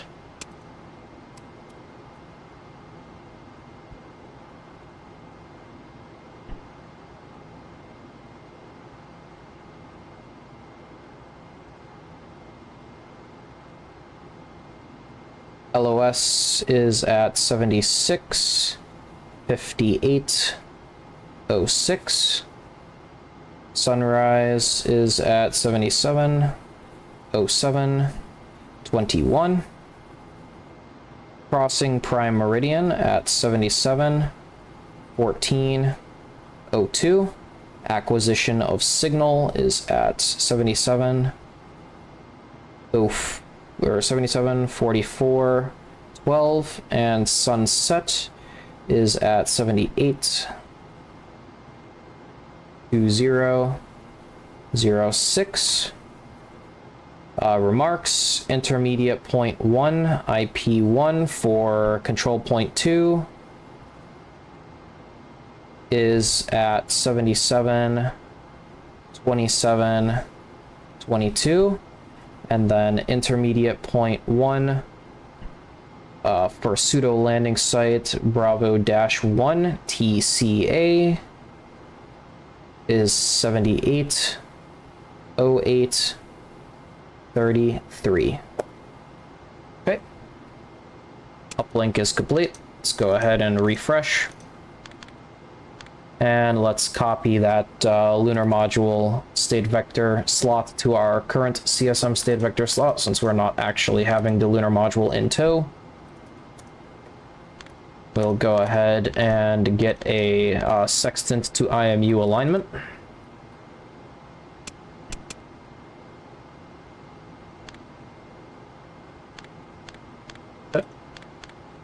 Let's do option 3 there.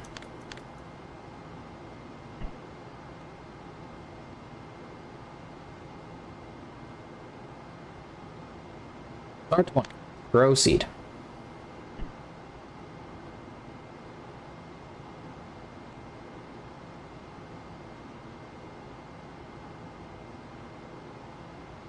Okay, we've got star 20 in view. Let's go ahead and take a mark.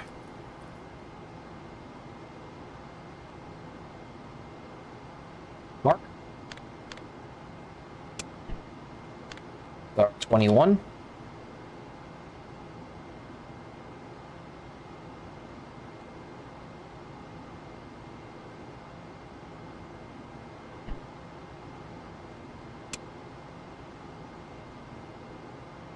Mark. 5 balls. Nice. Perfect marking accuracy. And we've just done a pulse torque on the IMU. Very marginal amount of error.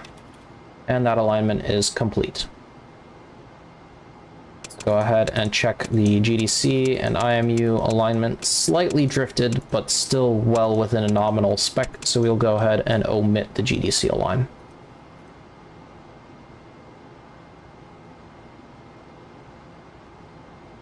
Let's enter a wide deadband hold for RCS fuel conservation. And we'll stand by for a TEI 5 pad and a Rev 4 LOS.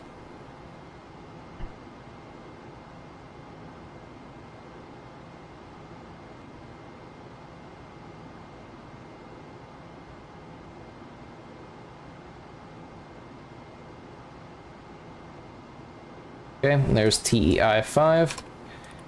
Very shortly, we will have our loss of signal.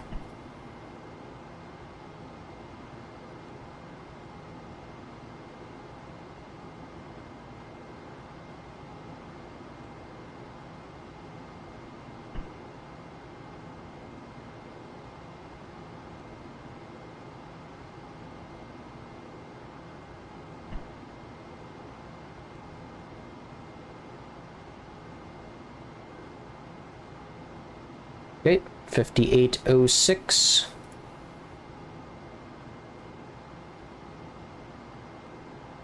LOS. Okay. Roll to Excel command. Roll left at 2 degrees per second to 000.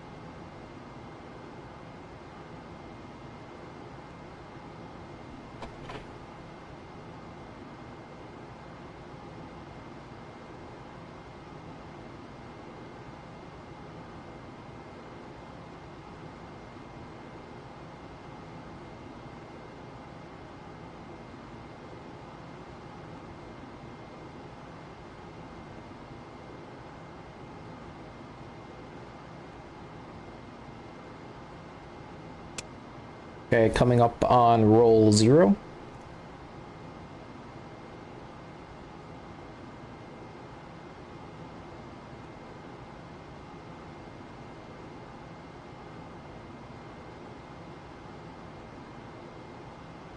Right. Ease the turn.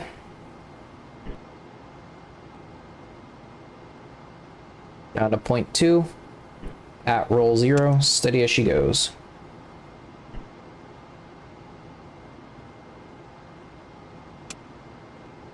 Pitching down. 0.2 degrees per second. To pitch 005.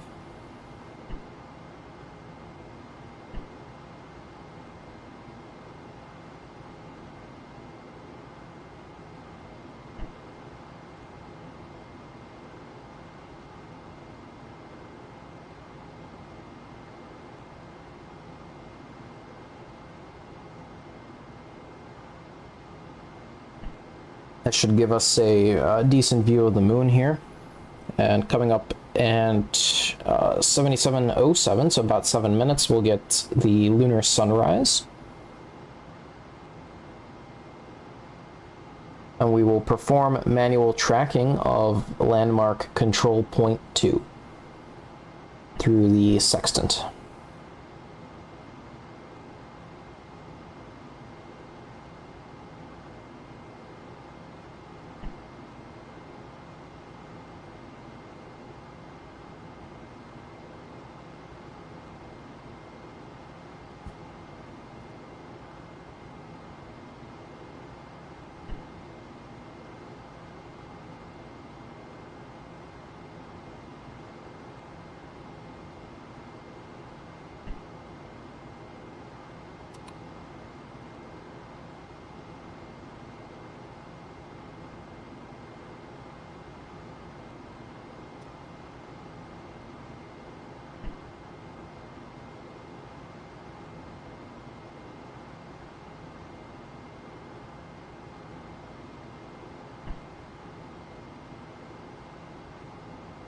There you go, you should be able to find me now.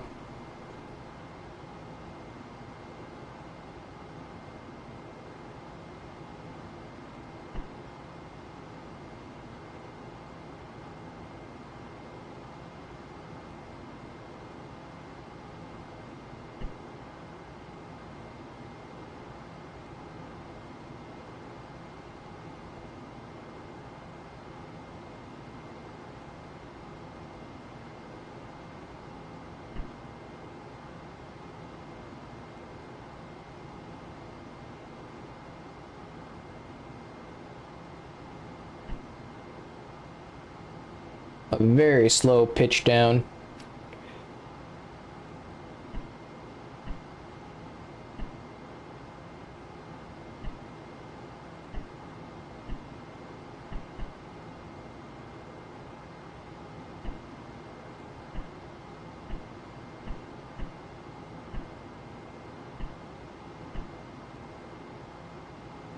Coming up to viewing the lunar surface very shortly.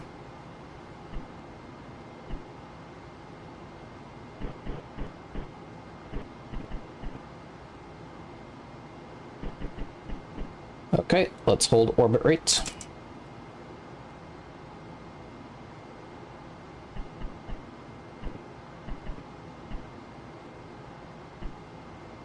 Let's go to orbit rate.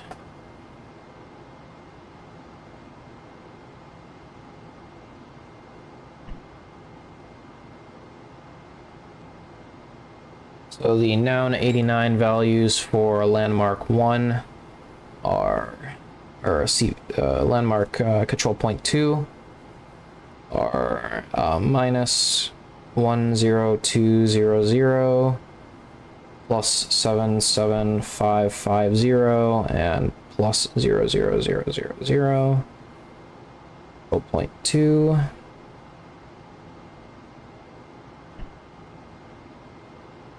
Begin manual optics.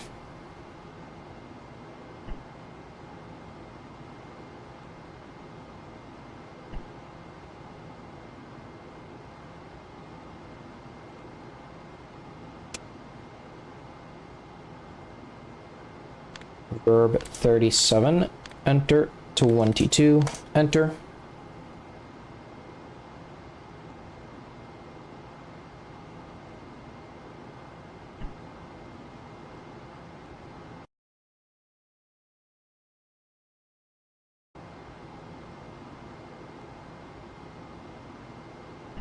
Proceed. And the landmark will be designated as an unknown control point.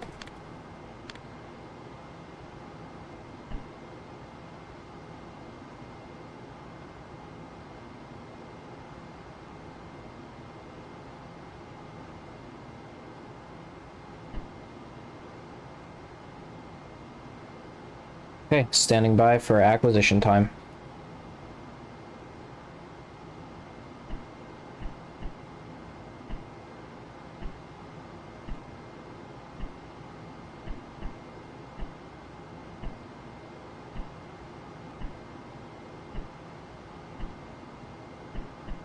Intermediate point 1 is coming up.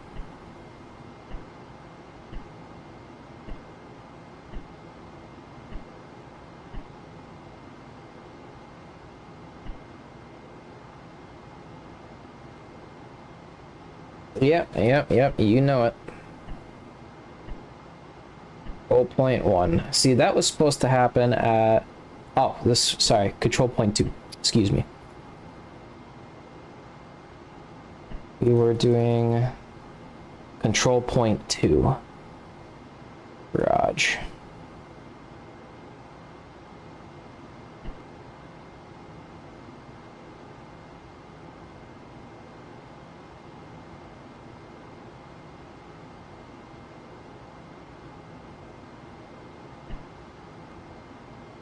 Well, there's control point 1 through the optics. Not really much to see out, you know, the windows, since we are sort of facing 5 degrees heads up AOA.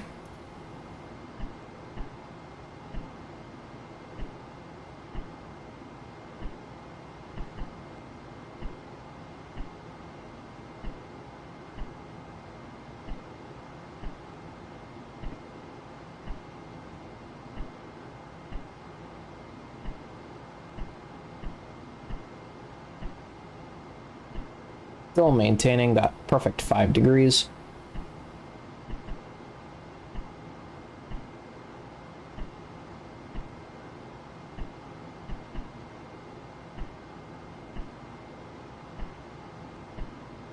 And here we are coming up on control point 2.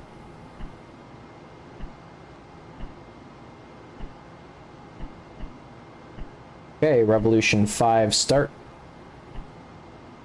Control point 2's intermediate point 1.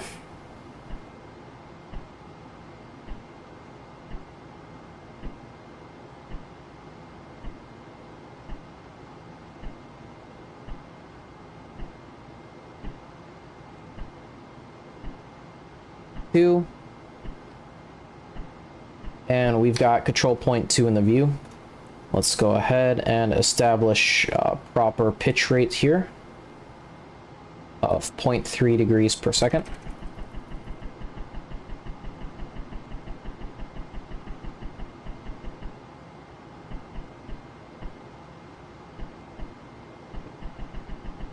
Just hold it out just a little bit longer.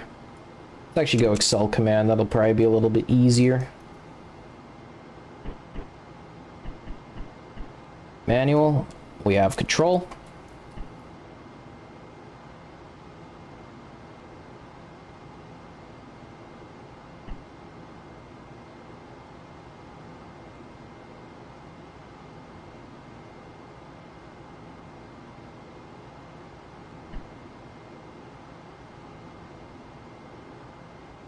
Placing optics at the 10-degree mark.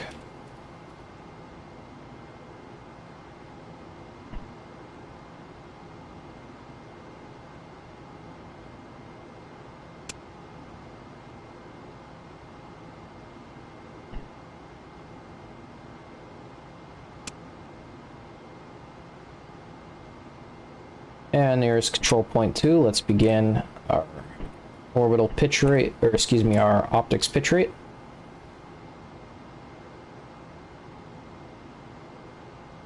Proceed. Flashing 51. Let's go verb 16, noun 91. and taking 5 marks, 10 seconds in between each mark.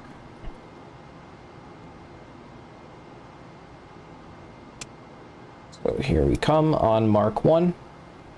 Mark 1, 2, 3, 4, 5, 6, 7, 8, 9, 10, 2, 3, 4, 5, 6, 7, 8, 9, 10. Here we go.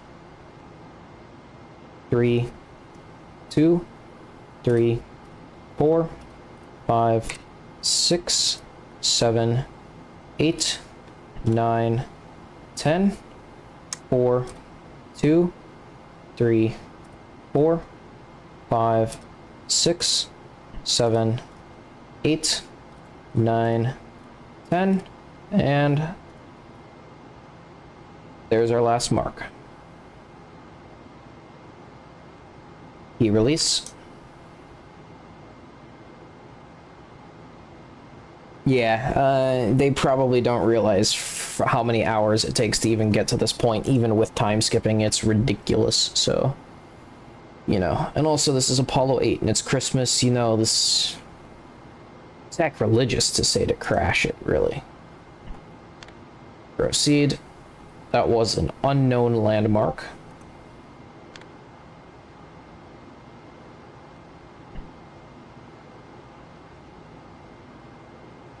Go ahead and re-enable streamer mode here. I just turned it off so I could change a quick setting real quick.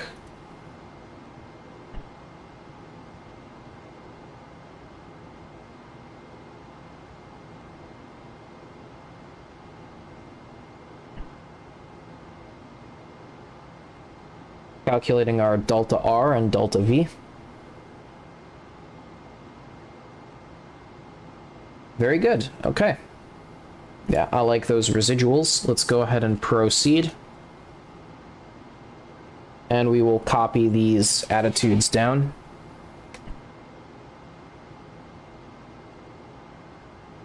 So let's see here. Control point 2. P22. Results 1.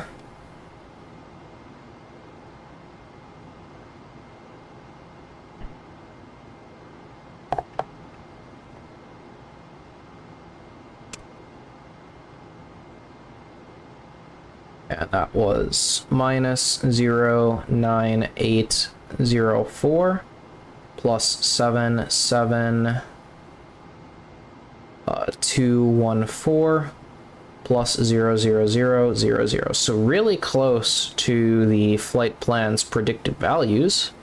I like to see that. I do. Let's verb 34.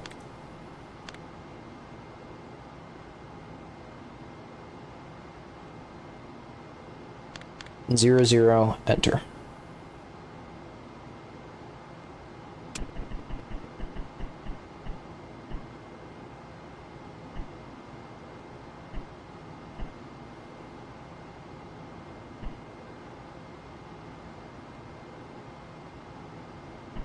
Thank you. Enaldo. Enaldo. Hopefully I'm pronouncing that right. If you missed it, we just completed sextant tracking of a landmark manually. Well, I mean, all of them are manually, but manual drive to the landmark performed by us. A computer can drive and track the landmark as well. So, really cool thing to be doing. We're waiting on acquisition of signal, which is coming up in a couple of minutes here. At 7744 with some light time skipping.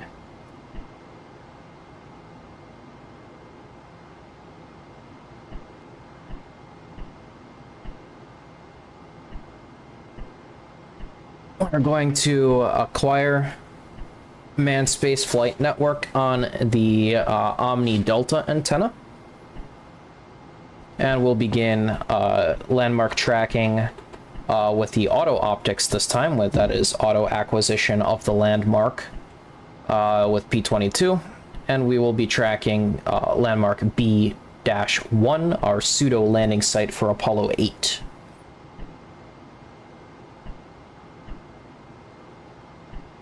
Really good fuel consumption. You know, RCS jets are puffing like crazy, holding these very fine attitudes required for Apollo 8, but she can sport it. All the RCS saved in translunar coasts, we've got a lot to give here, and all of them are actually pretty balanced in their fuel usage. All things considered, Quad D is still the lowest. We will continue to monitor. Acquisition of signal has happened. Approximately 10 seconds ago it was supposed to happen, so we will have it Omni Delta, and we've just got it there. Acquisition Madrid. And the high gain antenna is of course going to attempt to track, but we will be breaking that lock most likely, so we'll switch manual and we will go Excel command and pitch up 0.2 degrees per second. Excuse me, pitching down 0.2 degrees per second to ordeal attitude 355, lining us up for another round of landmark tracking. So here's 355. Steady as she goes. And let's begin orbit rates. So at roll 0, we'll need to pitch down here. And that is a really good orbital pitch rate here. Little bouncy up and down, but we'll make do with it.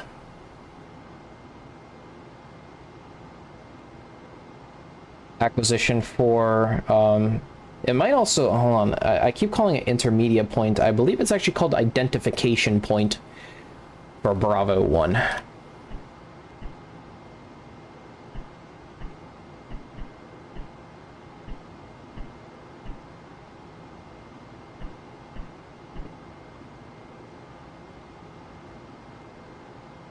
That's happening at 7808.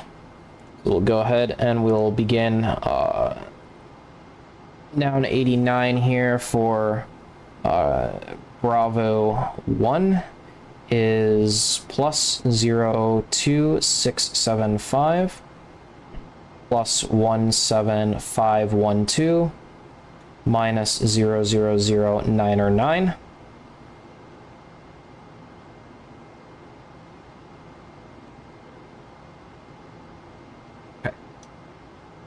Verb 37, enter, 22, enter. Optic speed will be medium. The R0 will go off. CMC, or excuse me, leave it on 0 actually.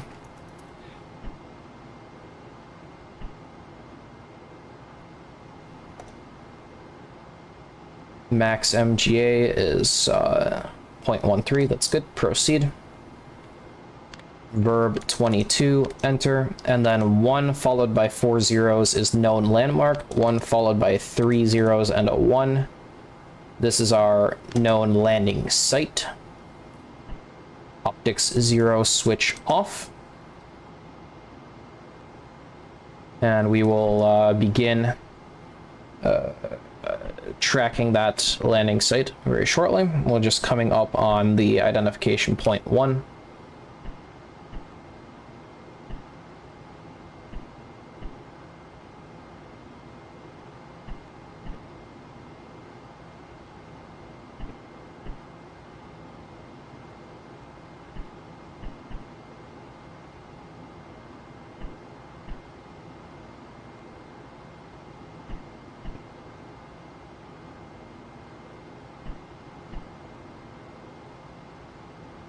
Lunar surface looking extra crisp today.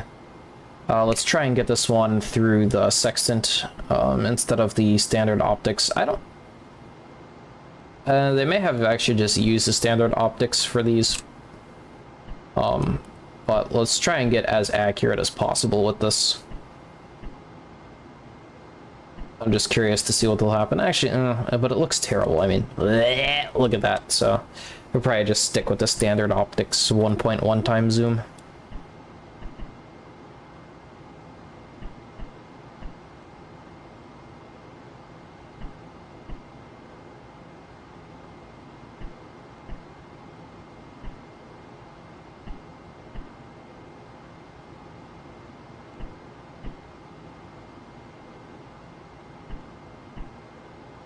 .7806 coming on that identification point for that pseudo landing site Bravo-1. Here's intermediate point 1, happening a little bit early, actually. I almost wonder if that was for IP2. Too late to know. We've got acquisition time, so let's go ahead and proceed.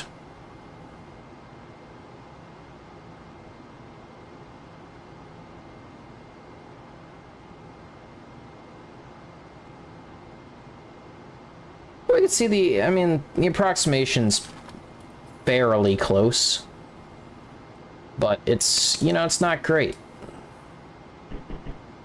There's 0.3 degrees per second.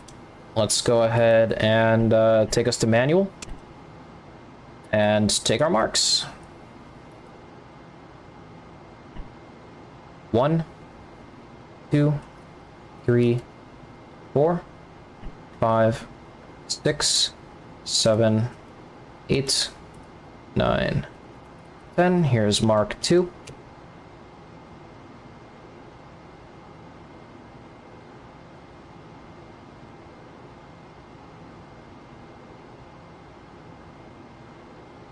Mark 3.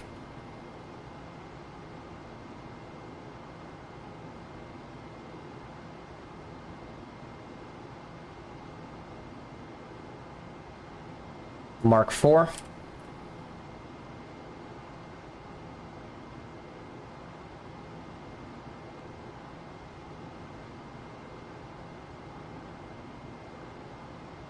Mark 5. Okay, proceed. Proceed.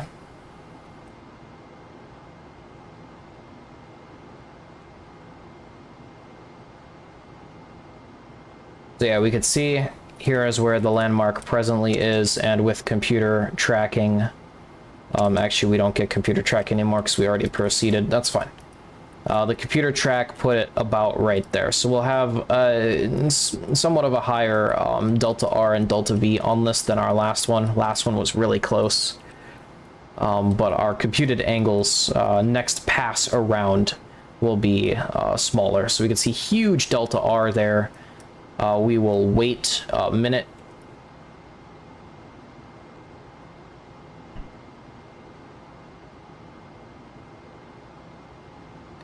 Proceed. Yeah, so huge delta R. Our next pass around will have much better tracking accuracy.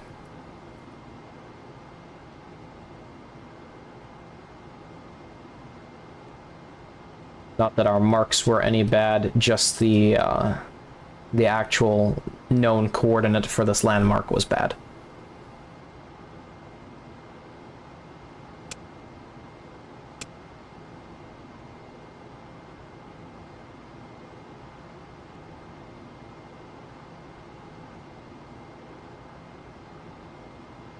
Okay, so Bravo 1 is this is Bravo 1 P22 result 1 as plus 02632 plus 17013 and minus 00082.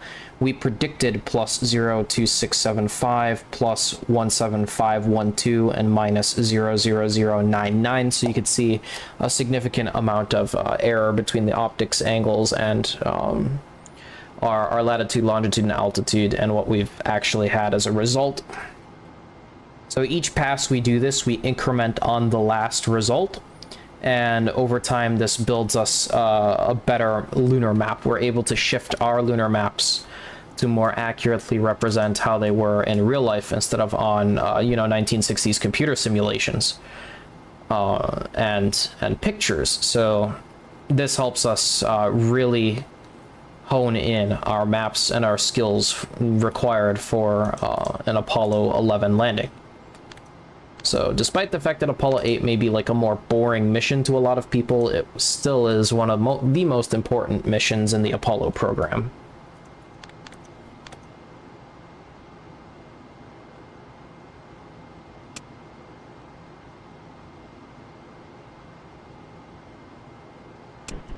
So let's go inertial on pitch, and let's roll right at 2 degrees per second.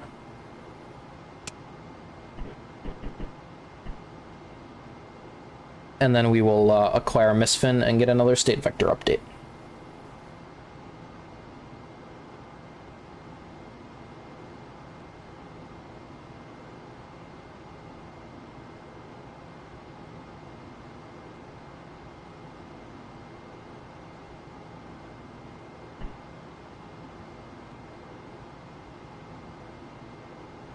So we're here for about 24-ish orbits, if I remember. No, hold on, it was 12 orbits.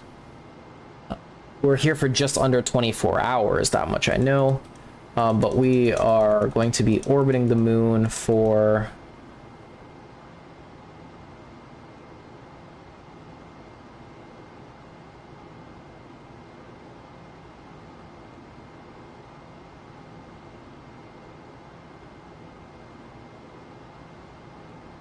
or excuse me, 9 orbits.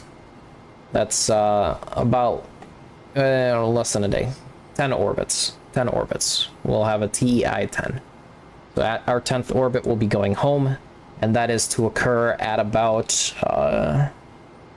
the next procedure after TEI would occur at 89:30. We're at 78:15. So to put things into perspective, our lunar stay is actually already almost over. Steady as she goes. We'll go inertial. Verb 64. Enter. We got the manual track. Get the high gain. And we'll acquire on -45. Plus 180.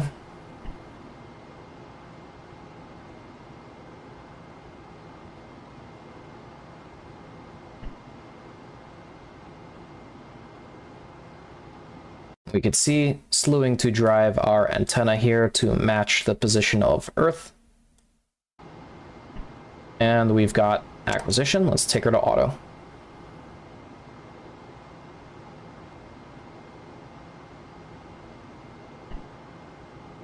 And proceed.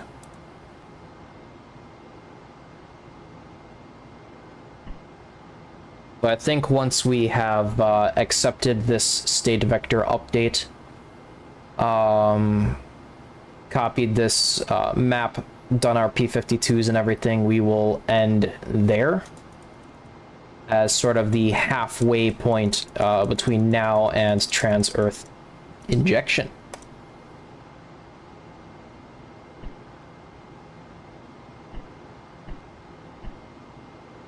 So since we're in inertial, let's go ahead and enter wide deadband. I mean, it's not particularly required, actually. Let's keep it on low.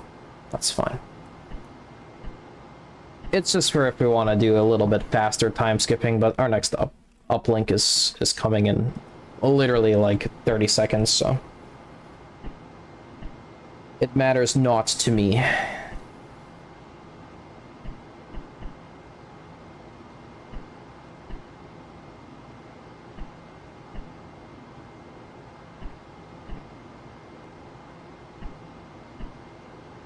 Okay, well, it was supposed to come in 30 seconds. Mission Control, they love to be fashionably late. There we go. There's our TEI 6 maneuver pad. We are not going to copy that down since we have We're not going to abort. We already know the result of Apollo 8 historically, and this is a historically accurate simulation, so if we mess up so bad that we need to abort, we would just roll back the save.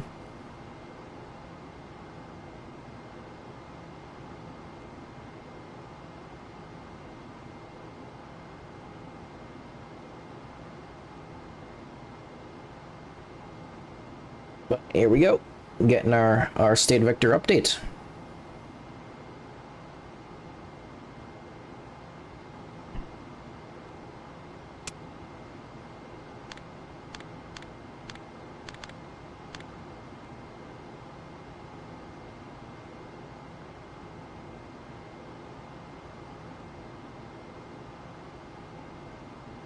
Okay, let's verb 47, enter. Verb 37, enter. 00, enter. Good on the state vector integration front, so we'll go ahead and wait for our map update. We'll get the marks.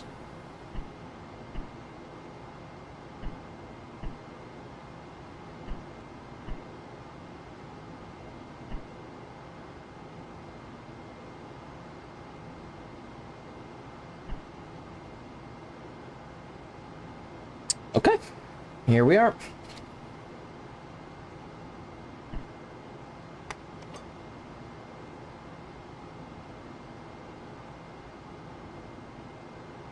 So loss of signal, LOS is at 78.5632.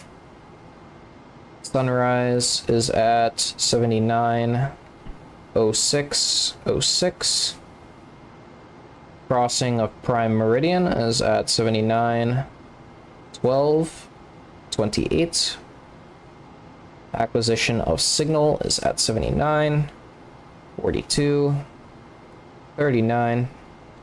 Sunset is at 80.18.52. Remarks are identification point 1 for Bravo 1 are this is TCA is Trunnion Cal angle 80.07.01.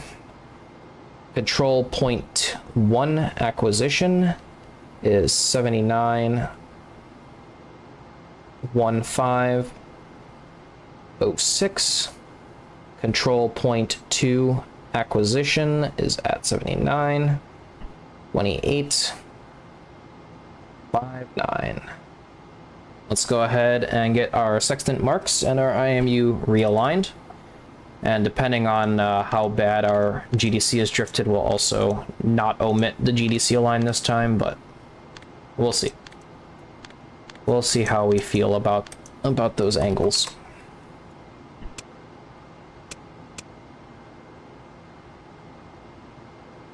Alright, star 10.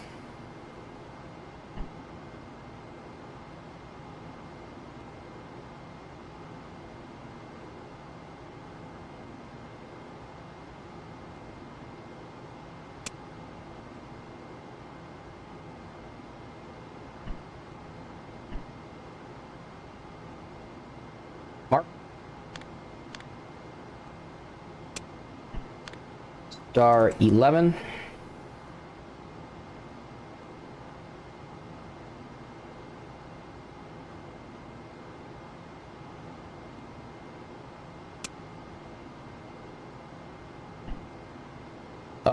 I don't like that we deflected attitude at the moment of marking. We will retake that.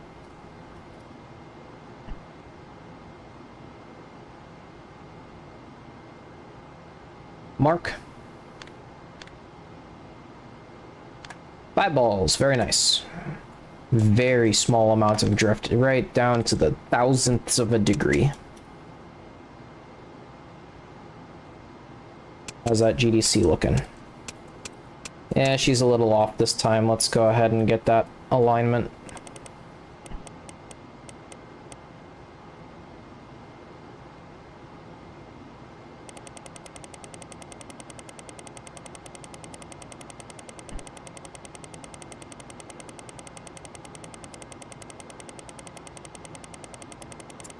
Yeah, GDC has drifted, unfortunately, so we must waste a little bit of time doing a GDC line. You never know when we could lose our IMU.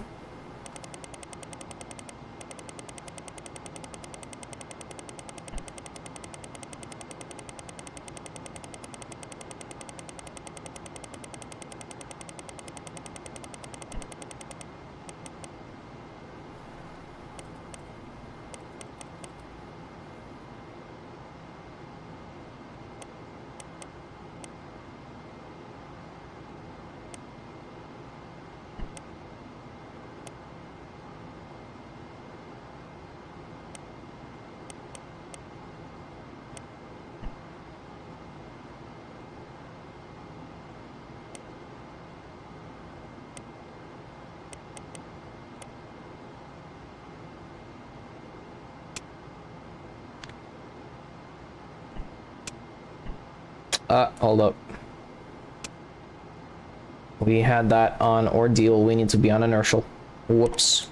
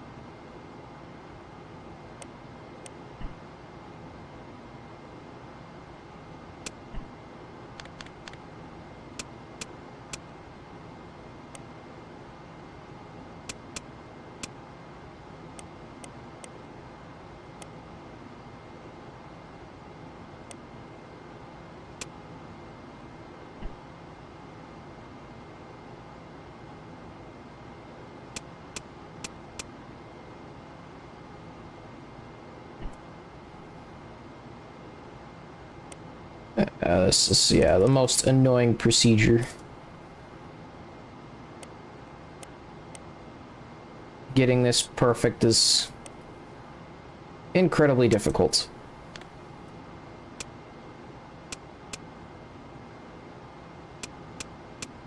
I'd say that's pretty much as good as we can get it. I'll stop there.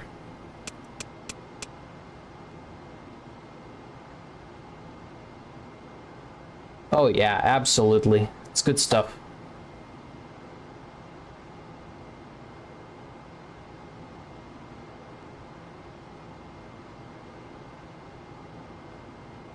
Okay, we didn't get loss of signal yet, did we? Nope. Okay, good. Alright, so the question is, should we go for another orbit? Because I've got, or should we go until Rev 6? Because I've got, a decent chunk of time. I've got about an hour left until I absolutely have to go. So, are we going to go for another orbit? What do you guys think? I'll put it up for a poll. And tell you what, I'm just gonna click throw laundry in the wash. I'll put it up for a poll. You guys will vote, and depending on your response, we'll either continue or we'll end if everyone's, like, you know, getting tired or whatever. We are at the halfway point of our lunar observation period. So I think now's a good time to sort of, you know, put that poll out there. And yeah, first airplane in 1903, and 65 years later, we're going to the moon. So it is amazing. I'll put that poll up, and I'll, you know, we'll get back to it real quick throw some laundry in, and then we'll see. So engage, start a pull.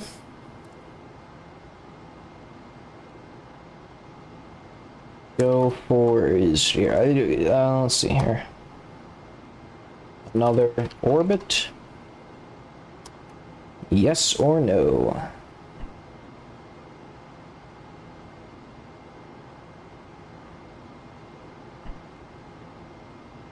And I'll be right back. We got lots of time till LOS, so you know, no need to worry. Let me switch back to orbit rate.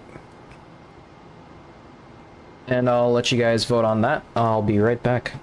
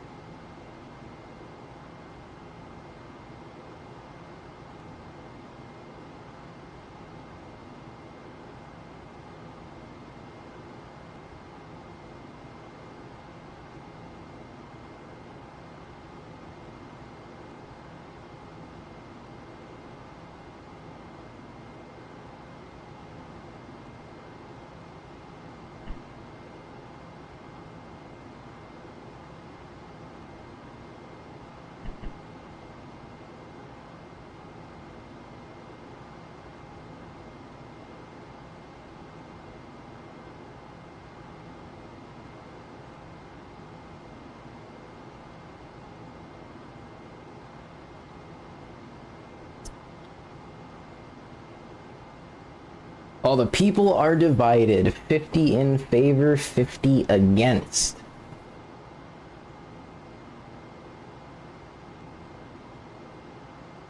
Okay, we need a tiebreaker here. We need a trained stalemate associate. Who's up for the job?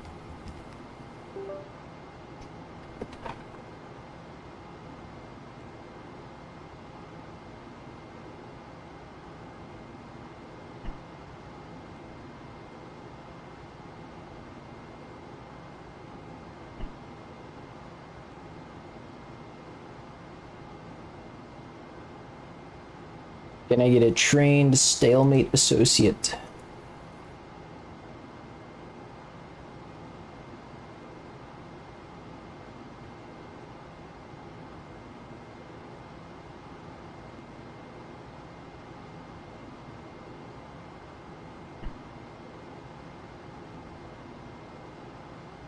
Well, you know what? You know what? Here, I've got it. I've got it. I know the viewership's dipping off because it's getting late, but you know what? Enaldo's here, and they've probably subscribed. So in celebration, we'll do another orbit so that they can see that cool technology of a sextant in operation. We'll be doing two rounds of landmark tracking on control points 1 and 2.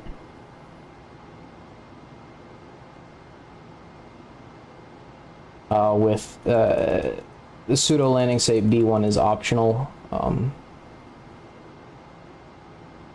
Or excuse me, it's not optional. It is a required one. Okay, good. That just happens after Rev 6 AOS. Good stuff. So 3 rounds of landmark tracking then. I would say that we can go for another orbit. That's perfectly fine.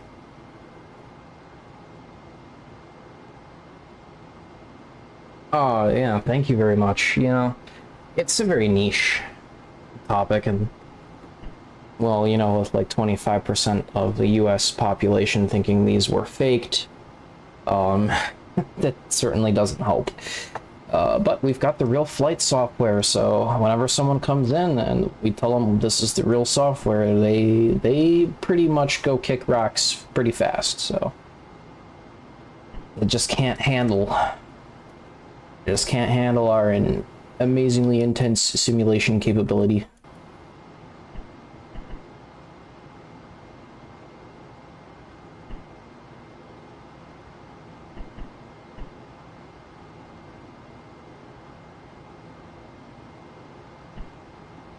So yeah, in celebration of a few new subscribers, we gained, I think, 3 today. So pretty good. Pretty good record. In fact, I think this is the best performing Apollo 8 stream we have yet to date. So definitely, Enaldo, if you want to go back, and the second episode of this series is kind of boring because we're just drifting to the moon. I do a couple P-23s, epilepsy warning on those. The first episode has some really cool stuff between liftoff, the translunar injection burn, and tracking the booster as we, you know, drift away from it, and being able to see the booster's slingshot maneuver in the optics, which was completely unplanned, not on the flight plan. It just was a complete freak accident that we just so happened to see that at the right time with the right optics angles when we were doing, taking a sneak peek, unplanned observation of the Earth. So definitely, you know, feel free to catch up on that. Unfortunately, the last 30 minutes my microphone did like turn off, so 30 minutes of just gameplay with no commentary, but really you're not missing much in those last 3. Yeah, if you'd like to see that, definitely catch up after this, but we're doing a couple more, you know, landmark trackings just for you, so please do you know, stick around until you can't no more. We're halfway through. I will say that next stream we will be finishing these observations. We've got loss of signal Goldstone. We'll have loss of signal Madrid very shortly. There we go. We will be continuing this observation. We will be stopping right before trans-Earth injection. So we'll be stopping before we depart for Earth. And I think that that's just because then when we go into the next stream, we'll have like some renewed initiative and we'll be doing something really cool right off the start. You know, something less monotonous than the landmark trackings. But I find this like very therapeutic, very satisfying to be flipping these switches from an ADHD perspective. And also just very cool to watch, you know, these lunar targeting in action. So definitely, you know, this up your alley. We do this all the time, all the time. We've got a couple beginner simulations like re-entry, and we've got the game for the space shuttle, and then of course we've got the more advanced stuff like what we're flying now. So, we can even go so far as to calculate like our own burns. We can fly Apollo 8 entirely on RTCC with our own stuff, and in fact I asked if we should do that on the first stream, but people generally said no because they didn't want to be looking at all kinds of fancy displays and math the whole time, which I get it. I totally get it. That's focus on the flying. It's a Christmas special. Who wants to do homework on Christmas, right? So we'll just do the stuff that is satisfying, looks cool, and is therapeutic, stress relieving work.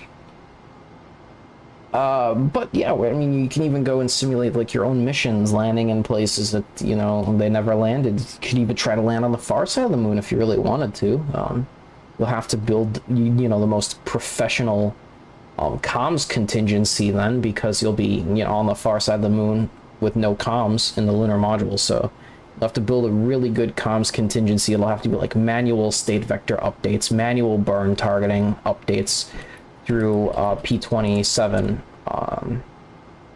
You know, the way that we get those uplinks from the ground can absolutely be fed up to the crew of the CSM manually and then delivered to the LEM when the CSM has it on VHF through voice. And that's like, you could do that type of stuff in this sim and it will work. People have done it. It's amazing. So like, if you're ever interested, I've got tutorials for this game. You pick it up and fly.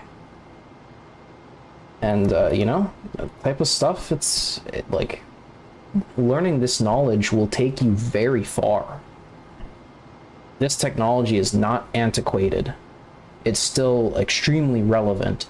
And the skills that you'll learn and the problem solving and the idea of the physics behind everything, the schematic, learning to read schematics and all of that stuff, these skills will take you so far. So everyone laughs, everyone calls it nerd shit or whatever, but trust me, the stuff that you can do here will blow your mind.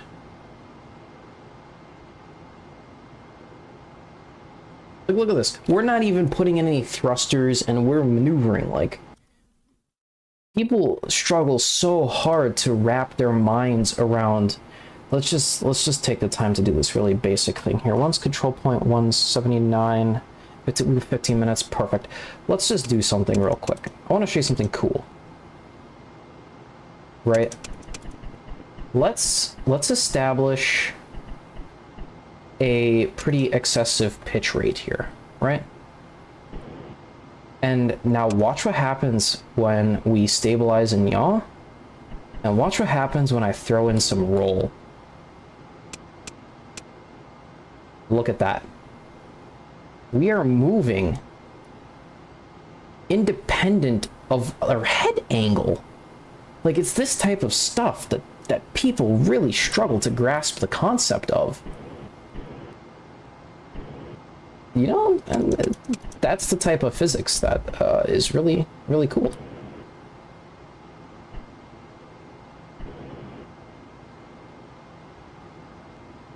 Performing a side slip in a spacecraft. There you go. Something I didn't think I'd be doing in Apollo 8.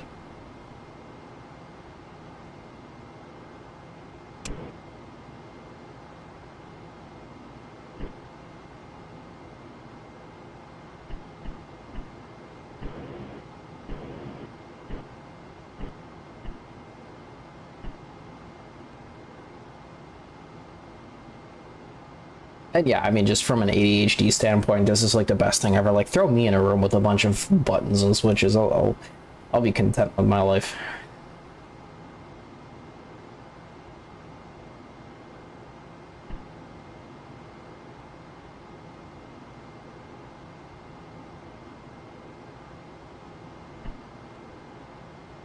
All right, let's establish orbital pitch rate.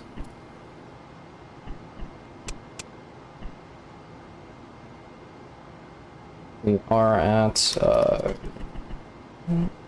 roll 0, so it's going to be a little bit of a pitch up action here. Sort of between that 4 and 5 clicks, unfortunately, another situation like that. Quad's getting a workout today. Really not, actually. Quad's getting no workout. Not even 75% quantity left, so... We're doing good. Control point 1, 791506. Identification point 1 for Bravo 1. Trinian cal angle is 800701. That's 7928. Okay, so we'll be going rapidly between these. That's fine. Another auto optics. This is optional landmark tracking. We're gonna do it anyways, because why the hell not?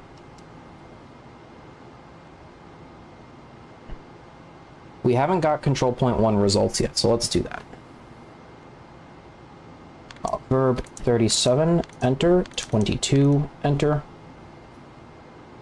Control point, predicted control point 1. Control point 1 is minus 05250, minus 81350, and plus 00000.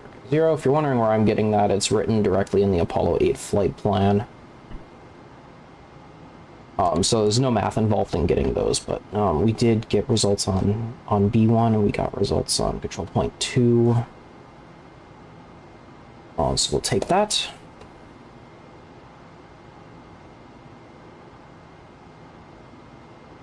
Fling is resolved. Let's go optic speed, medium. 0 switch on. Let's get that zeroed out. Let's install our trunnion. Or, excuse me, our optical telescope.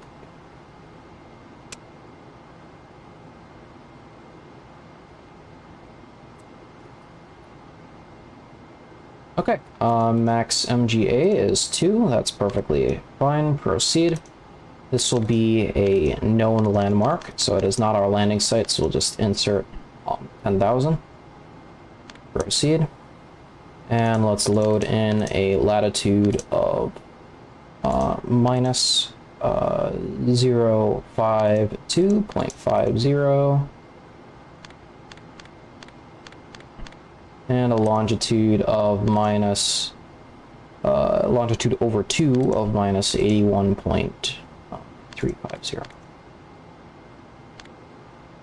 Altitude is plus 0. And we will go ahead and wait for acquisition time.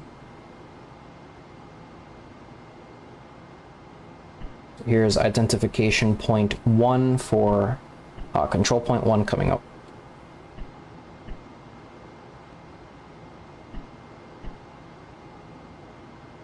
Acquisition time is at 79:15:06. Acquisition, but another 5 minutes here.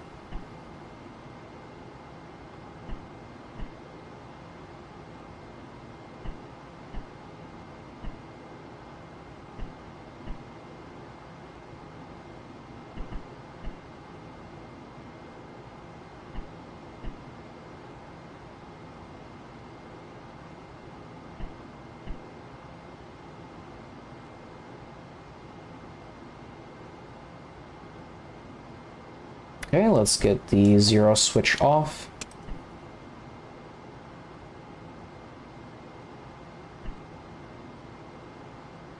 Standing by for the track. 15, 2, 3, 4, 5, 6. Proceed. And let's begin our pitch rates for landmark tracking. 0.3 degrees per second. That's a little bit too fast. There we go.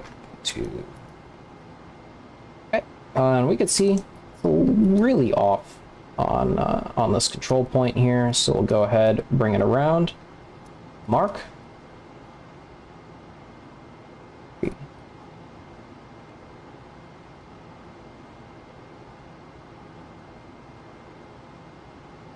2.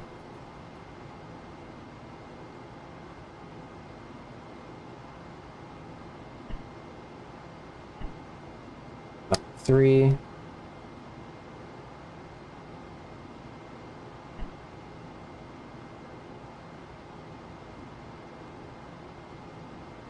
Number 4.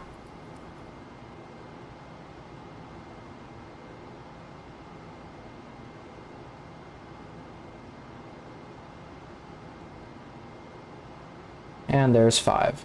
Okay, she's in.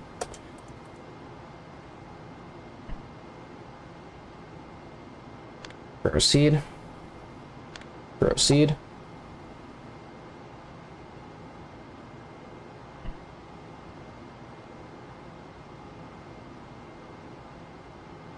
Proceed.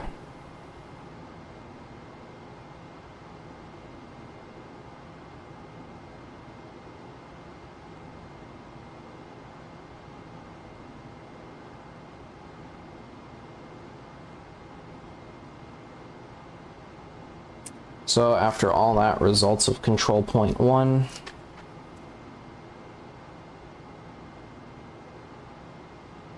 Control point 1 results. Let's mark that on this page.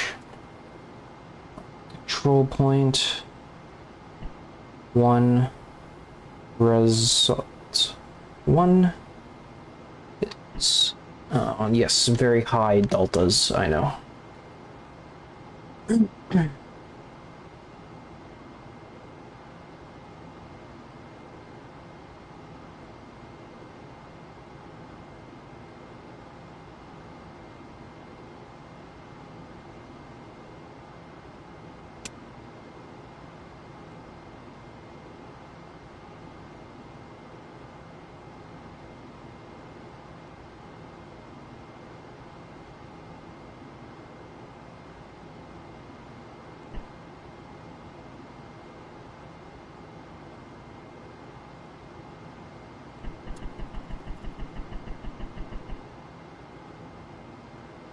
Okay, here we go.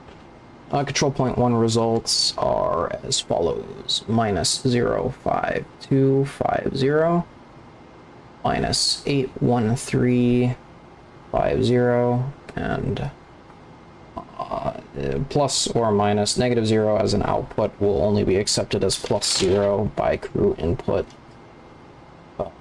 5250, 81350. I'm actually surprised we got the same data out, actually, which is interesting that we did get the same data out considering the track was not that good.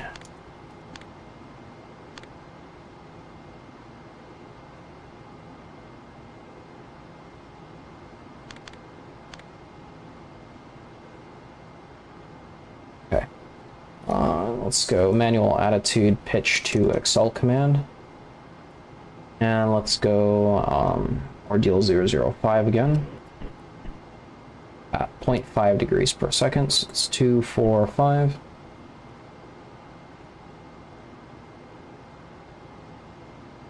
And we're coming up on control point 2.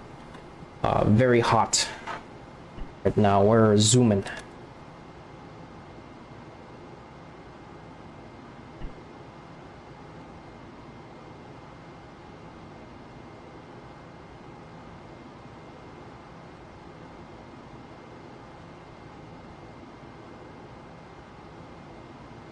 So, and Aldo, I hope you enjoyed the demonstration of our optics. A pretty powerful system, though it does have its flaws, as you've just seen. It spat us out the same coordinates as we input, even though the tracking was so far off. It is something for the post-flight analysis and, you know, Apollo 10 and 11 to solve. That's none of our astronaut business. We'll let the professionals deal with that.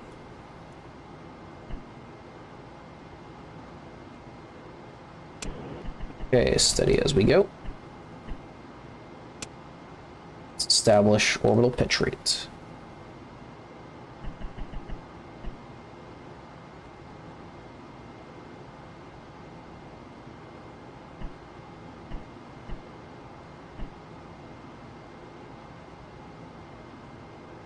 Okay, so control point 2's prediction, we already wrote that down. So we'll just refer back to that. And then our results, which we'll be saving for future use this time. Result 1 is not going to be used. Revolution 6 has started. Very nice. We will maintain actually BMEGs. That's fine. We will go rate 2 on pitch. Optics mode, CMC.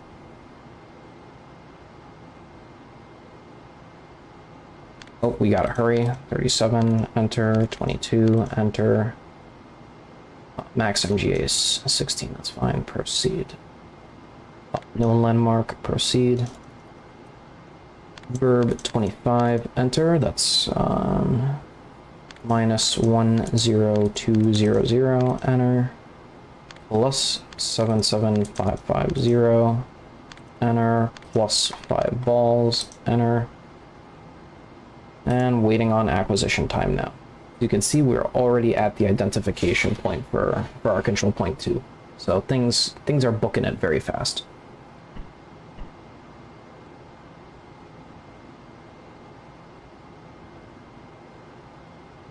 We'll be crossing control point 2 very shortly.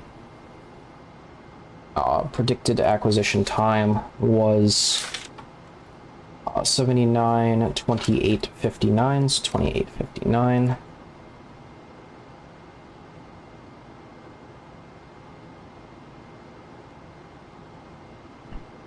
Six, 27, 28,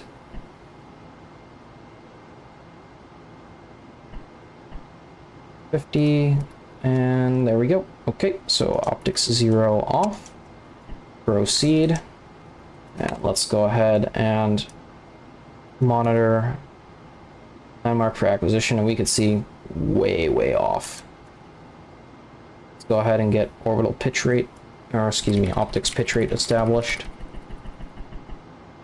Yep. And we'll go manual, and let's start taking some marks.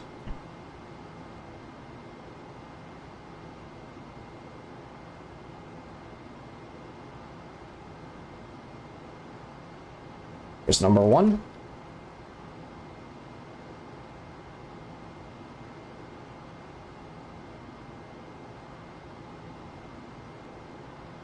Number 2.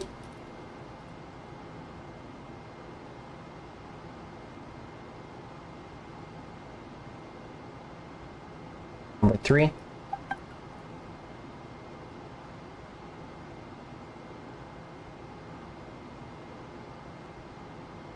Number 4.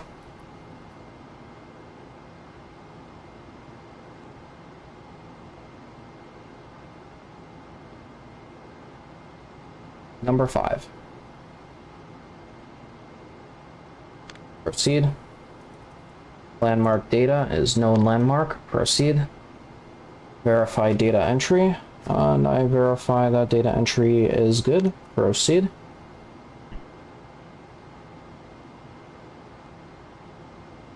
Go ahead and 0 the optics.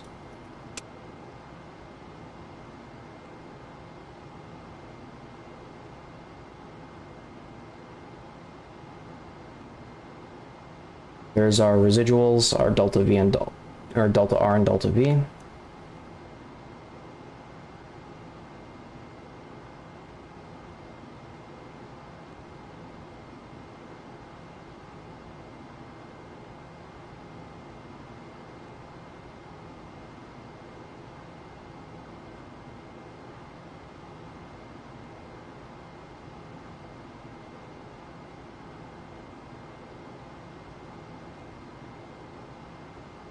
Alright, computer making computation on control point 2's results. Control point 2, this will be result 2.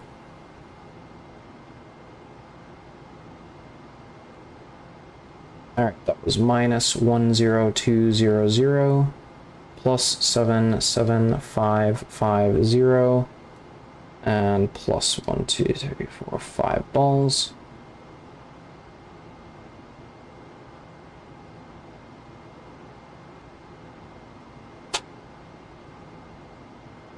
So interestingly enough, same as the input. So it seems that only the manual optics is actually giving us a biased latitude, longitude, and altitude, though. That's interesting. Verb 34, enter.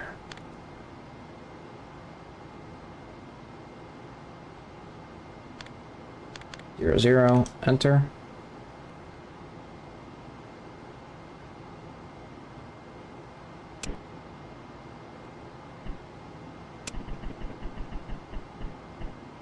We will now go ahead and pitch up at 0.2 degrees per second to ordeal pitch 355.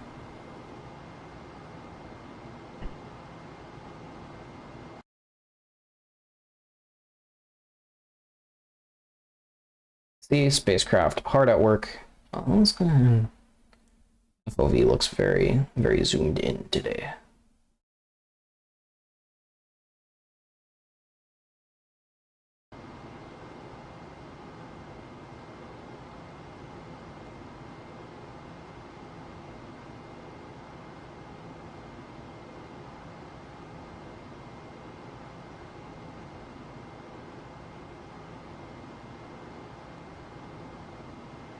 Okay, the last landmark tracking here being performed on our pseudo landing site, Bravo 1. Again, stabilizing at ordeal pitch 355 and beginning orbital pitch rate for landmark track. As soon as we go inertial and we get acquisition of MISFN, Manned Spaceflight Network, from there, I think we will go ahead and stop. I always like to stop when we're holding an inertial attitude, just because I find it to be, in my opinion, just a wee bit more stable.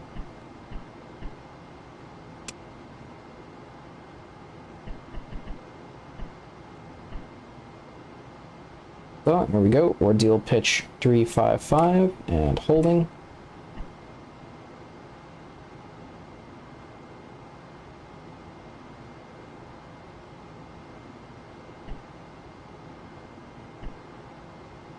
We're at orbital pitch rate. We can see our inertial attitude ball is moving, telling us that our orbital attitude ball is stable, for the most part, as stable as it can be anyways.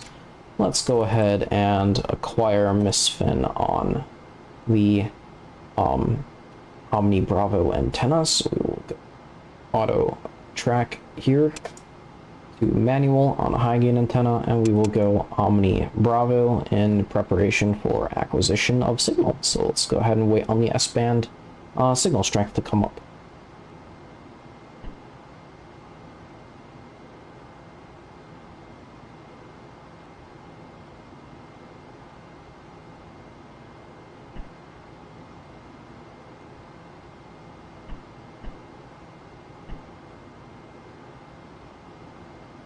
We've got acquisition.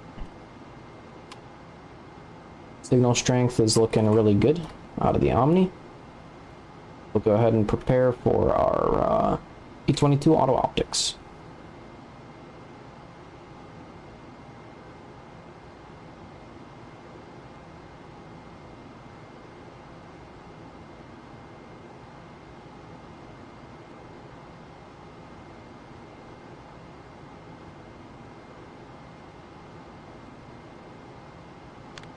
Verb 37, enter. 22, enter. Let's go ahead and get you to CMC. Max MGA is 86, that's fine. This will be a landmark, or excuse me, a landing site sighting. Zero switch off.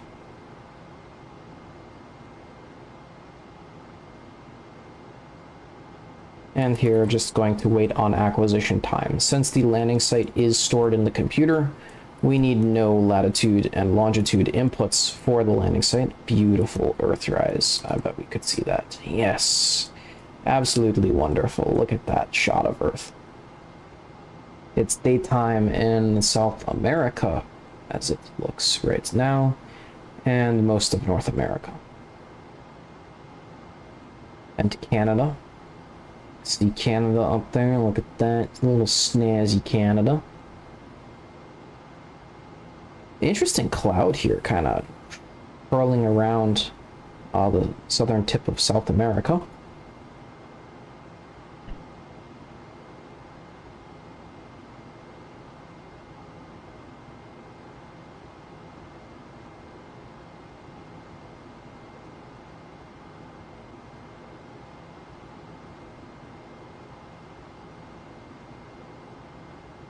Okay.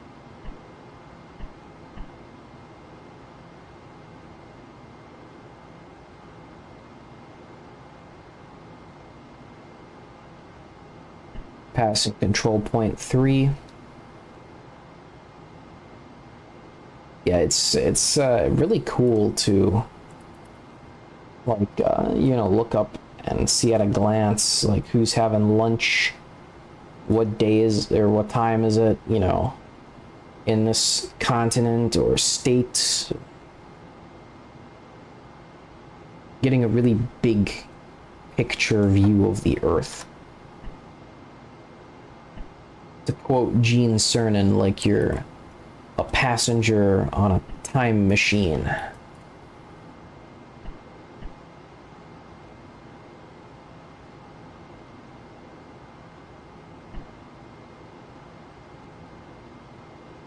With just a casual glance, we're able to see who's awake and who's asleep and who's having lunch and who's having dinner and who's getting ready for work.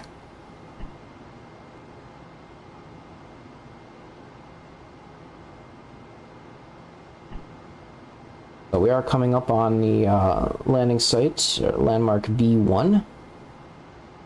The intermediate, or excuse me, the identification point for our pseudo landing site is going to occur at 800701, so coming up here in just a few brief moments with our time acceleration.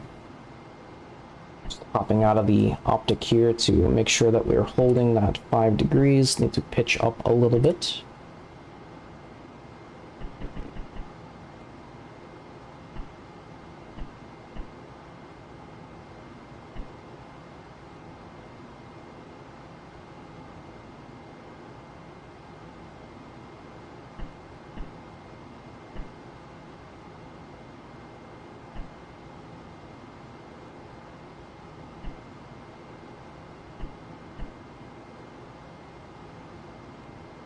Okay, coming up on intermediate point 1, there she is.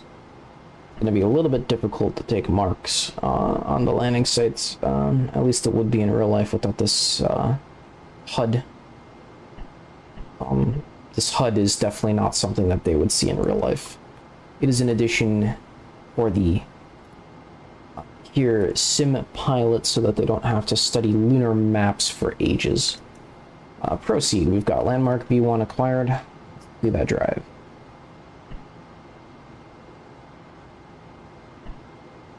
Going to establish proper optics pitch rates.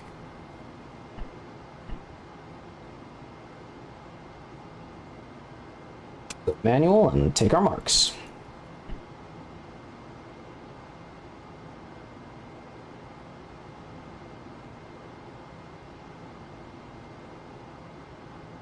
There's one.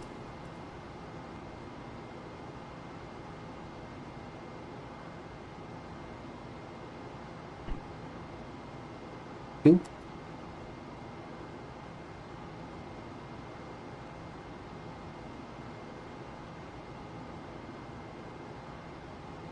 Three.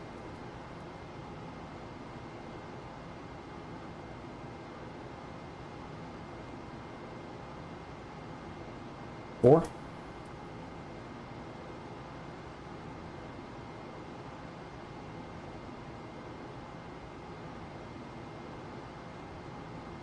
There we go. Really smooth that one.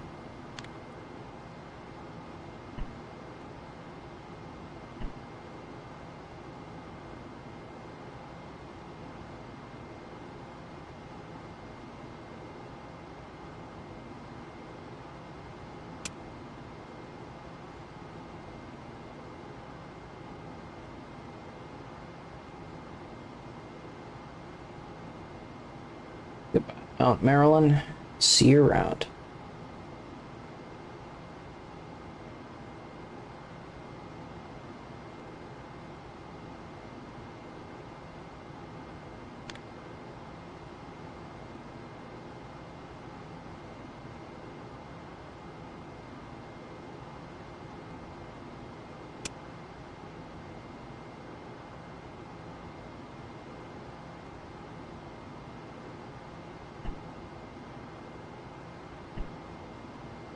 Okay, we're gonna get our results spat out here. Pretty close, actually. 2632-17013 minus 00082. Okay, yeah, that's consistent with our first set of marks on this landing site, so that's great. We will not proceed to accept since we don't want to mess with our state vector. We do not integrate any landmark trackings in Apollo 8. 00 on that.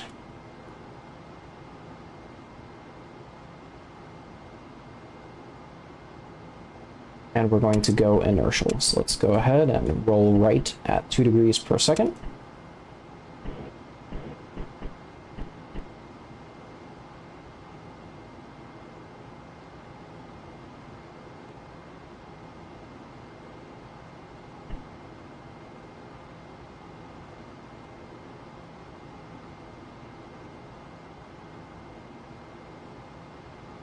And once we have 180 and zeroed out, we'll go ahead and finish off with the, you know, IMU alignment, GDC alignment, accepting our uplink, and then we'll be out of here. So, yeah, thank you everyone for joining. Thanks, Inaldo. I hope you enjoy some of the other content on here. Previous live stream of the launch of this mission, translunar injection, and you know, I'm tracking the booster, and I've done lunar landings before, so yeah, feel free to stick it around. I hope to see you again in the future. Let's finish off with going inertial, getting our uplinks, and that'll put us just about 2 orbits away from departing from the moon. Actually, about 4 orbits. We're on revolution 6, yeah, about 4 orbits from departing from the moon, so 4.5. 3.5, that is.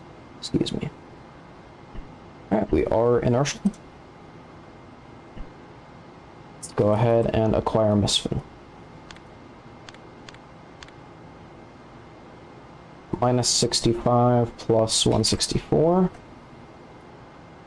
Again. 30, 45, 60, 65. 164.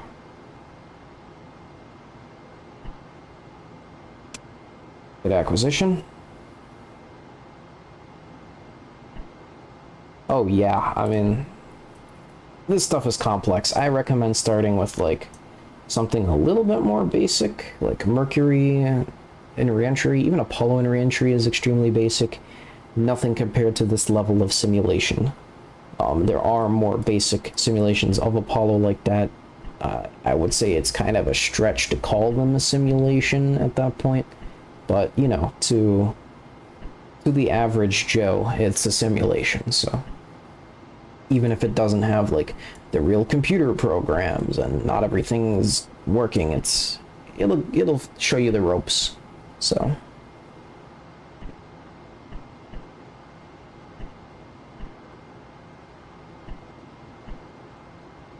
again, RCS is good, so I'm not concerned at all about expending this type of fuel.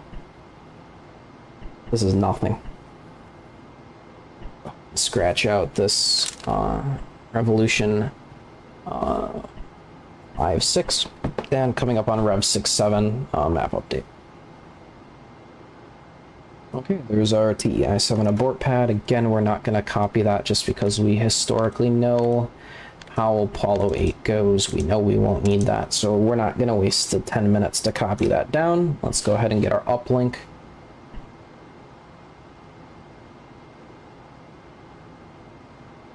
And yes, this is basically remote desktop connection from the Earth. If you're wondering, 1969 had remote desktop capabilities. Anything the astronaut can do, mission control can do on this computer. This works by literally software typing in keystrokes like the astronaut hits them on this panel. So it's really cool stuff. It's actually driven through a tape, hole punched tape that gets fed through this unit, and they push a button to step advance at every step, and they just keep spamming that button through, and the tape punch just punches it in for them, because you don't want to make, on these uplinks, you don't want to make user error. So you have RTCC generate the update, you have the generated update, and you have RTCC create a hole punch with the program for uplinking the specific keystroke combinations, and then you feed that to an uplink module. You put that in the uplink module, and you go and you just keep advancing, and it goes like it sounds like a freaking machine gun going off, and the hole punches are representing ones and zeros, as you know, on or off, and those get translated through the S-band as keystrokes on the computer. They didn't actually have a physical disky punching stuff in on the ground because that's subject to human error, and we want to not have any human error, so that is the reason it was done with hole punches.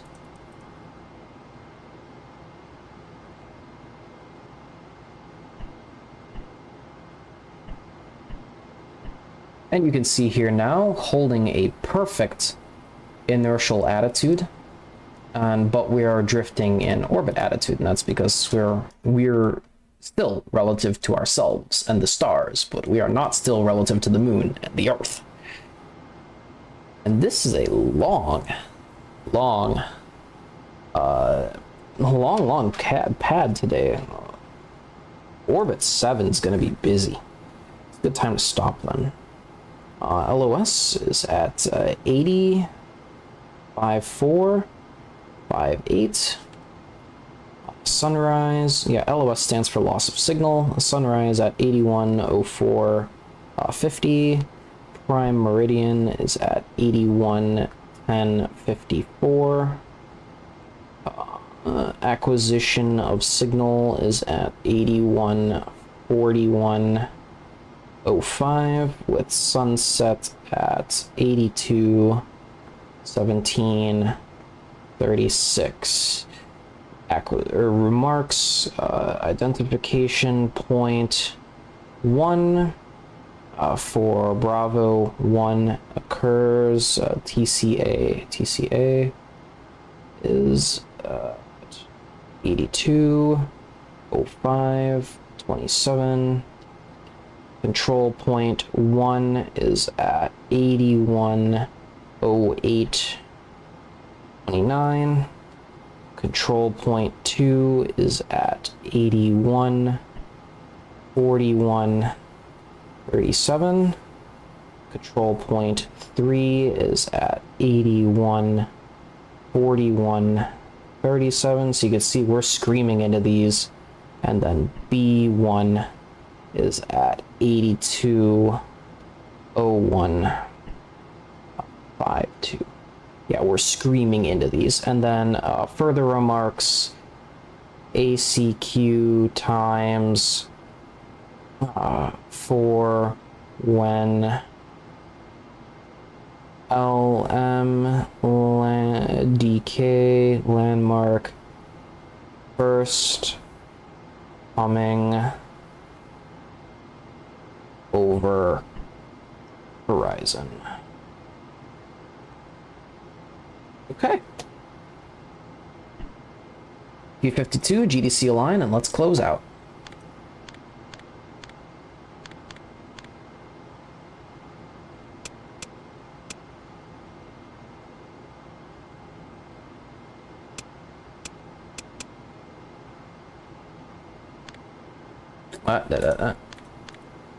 Excuse me.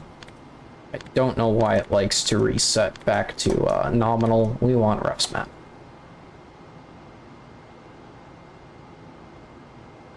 Star 13.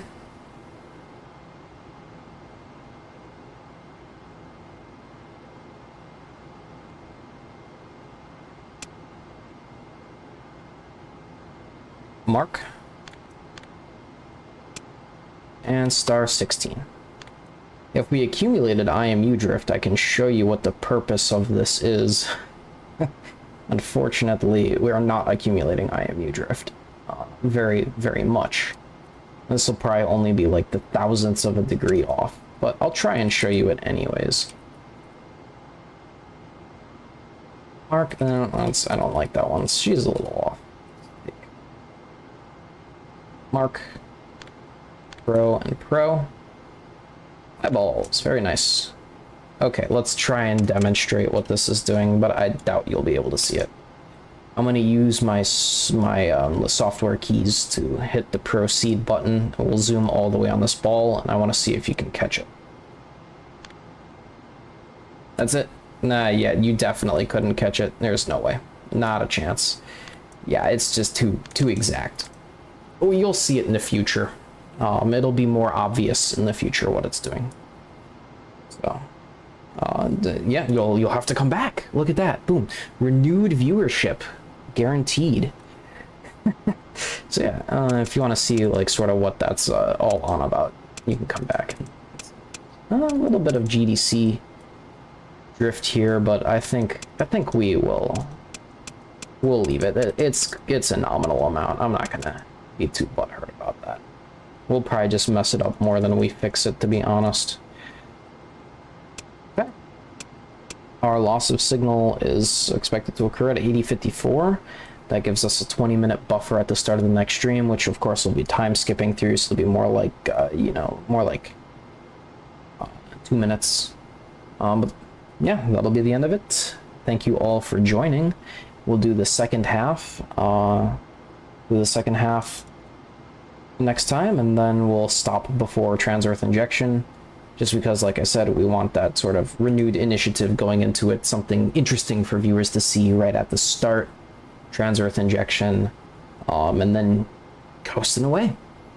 P23s are a little bit more important on the way back because we'll be doing P37 calculations on the computer, so unfortunately I will be doing some of the P23s to demonstrate how P37 works, and that will need more than like one mark in the P23, so we'll be doing a round of P23s into P37, and from that, after I've demonstrated how it works, I don't think we'll be needing to do that anymore. We don't want to give people epilepsy, like, it's bad. So we'll demonstrate it, we'll do, you know, like 20 bajillion marks in P23, and then we'll use P37, we'll see how that works.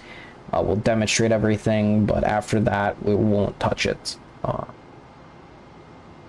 much of a risk for the audience. The headaches, the epilepsy, it's, you know. So, that'll be it. So, yeah, almost time to leave the moon already. Apollo 8 goes by really quick. So, yeah, thank you all for watching. I'll go ahead and play the intro since I don't actually have an outro yet. Still in the process of having the will to make one. And I'll see you all next time. So thank you all for watching. It's a bit of a long stream, almost 4 hours. Jesus Christ. I gotta go. I'll see you all later. Thanks for stopping by.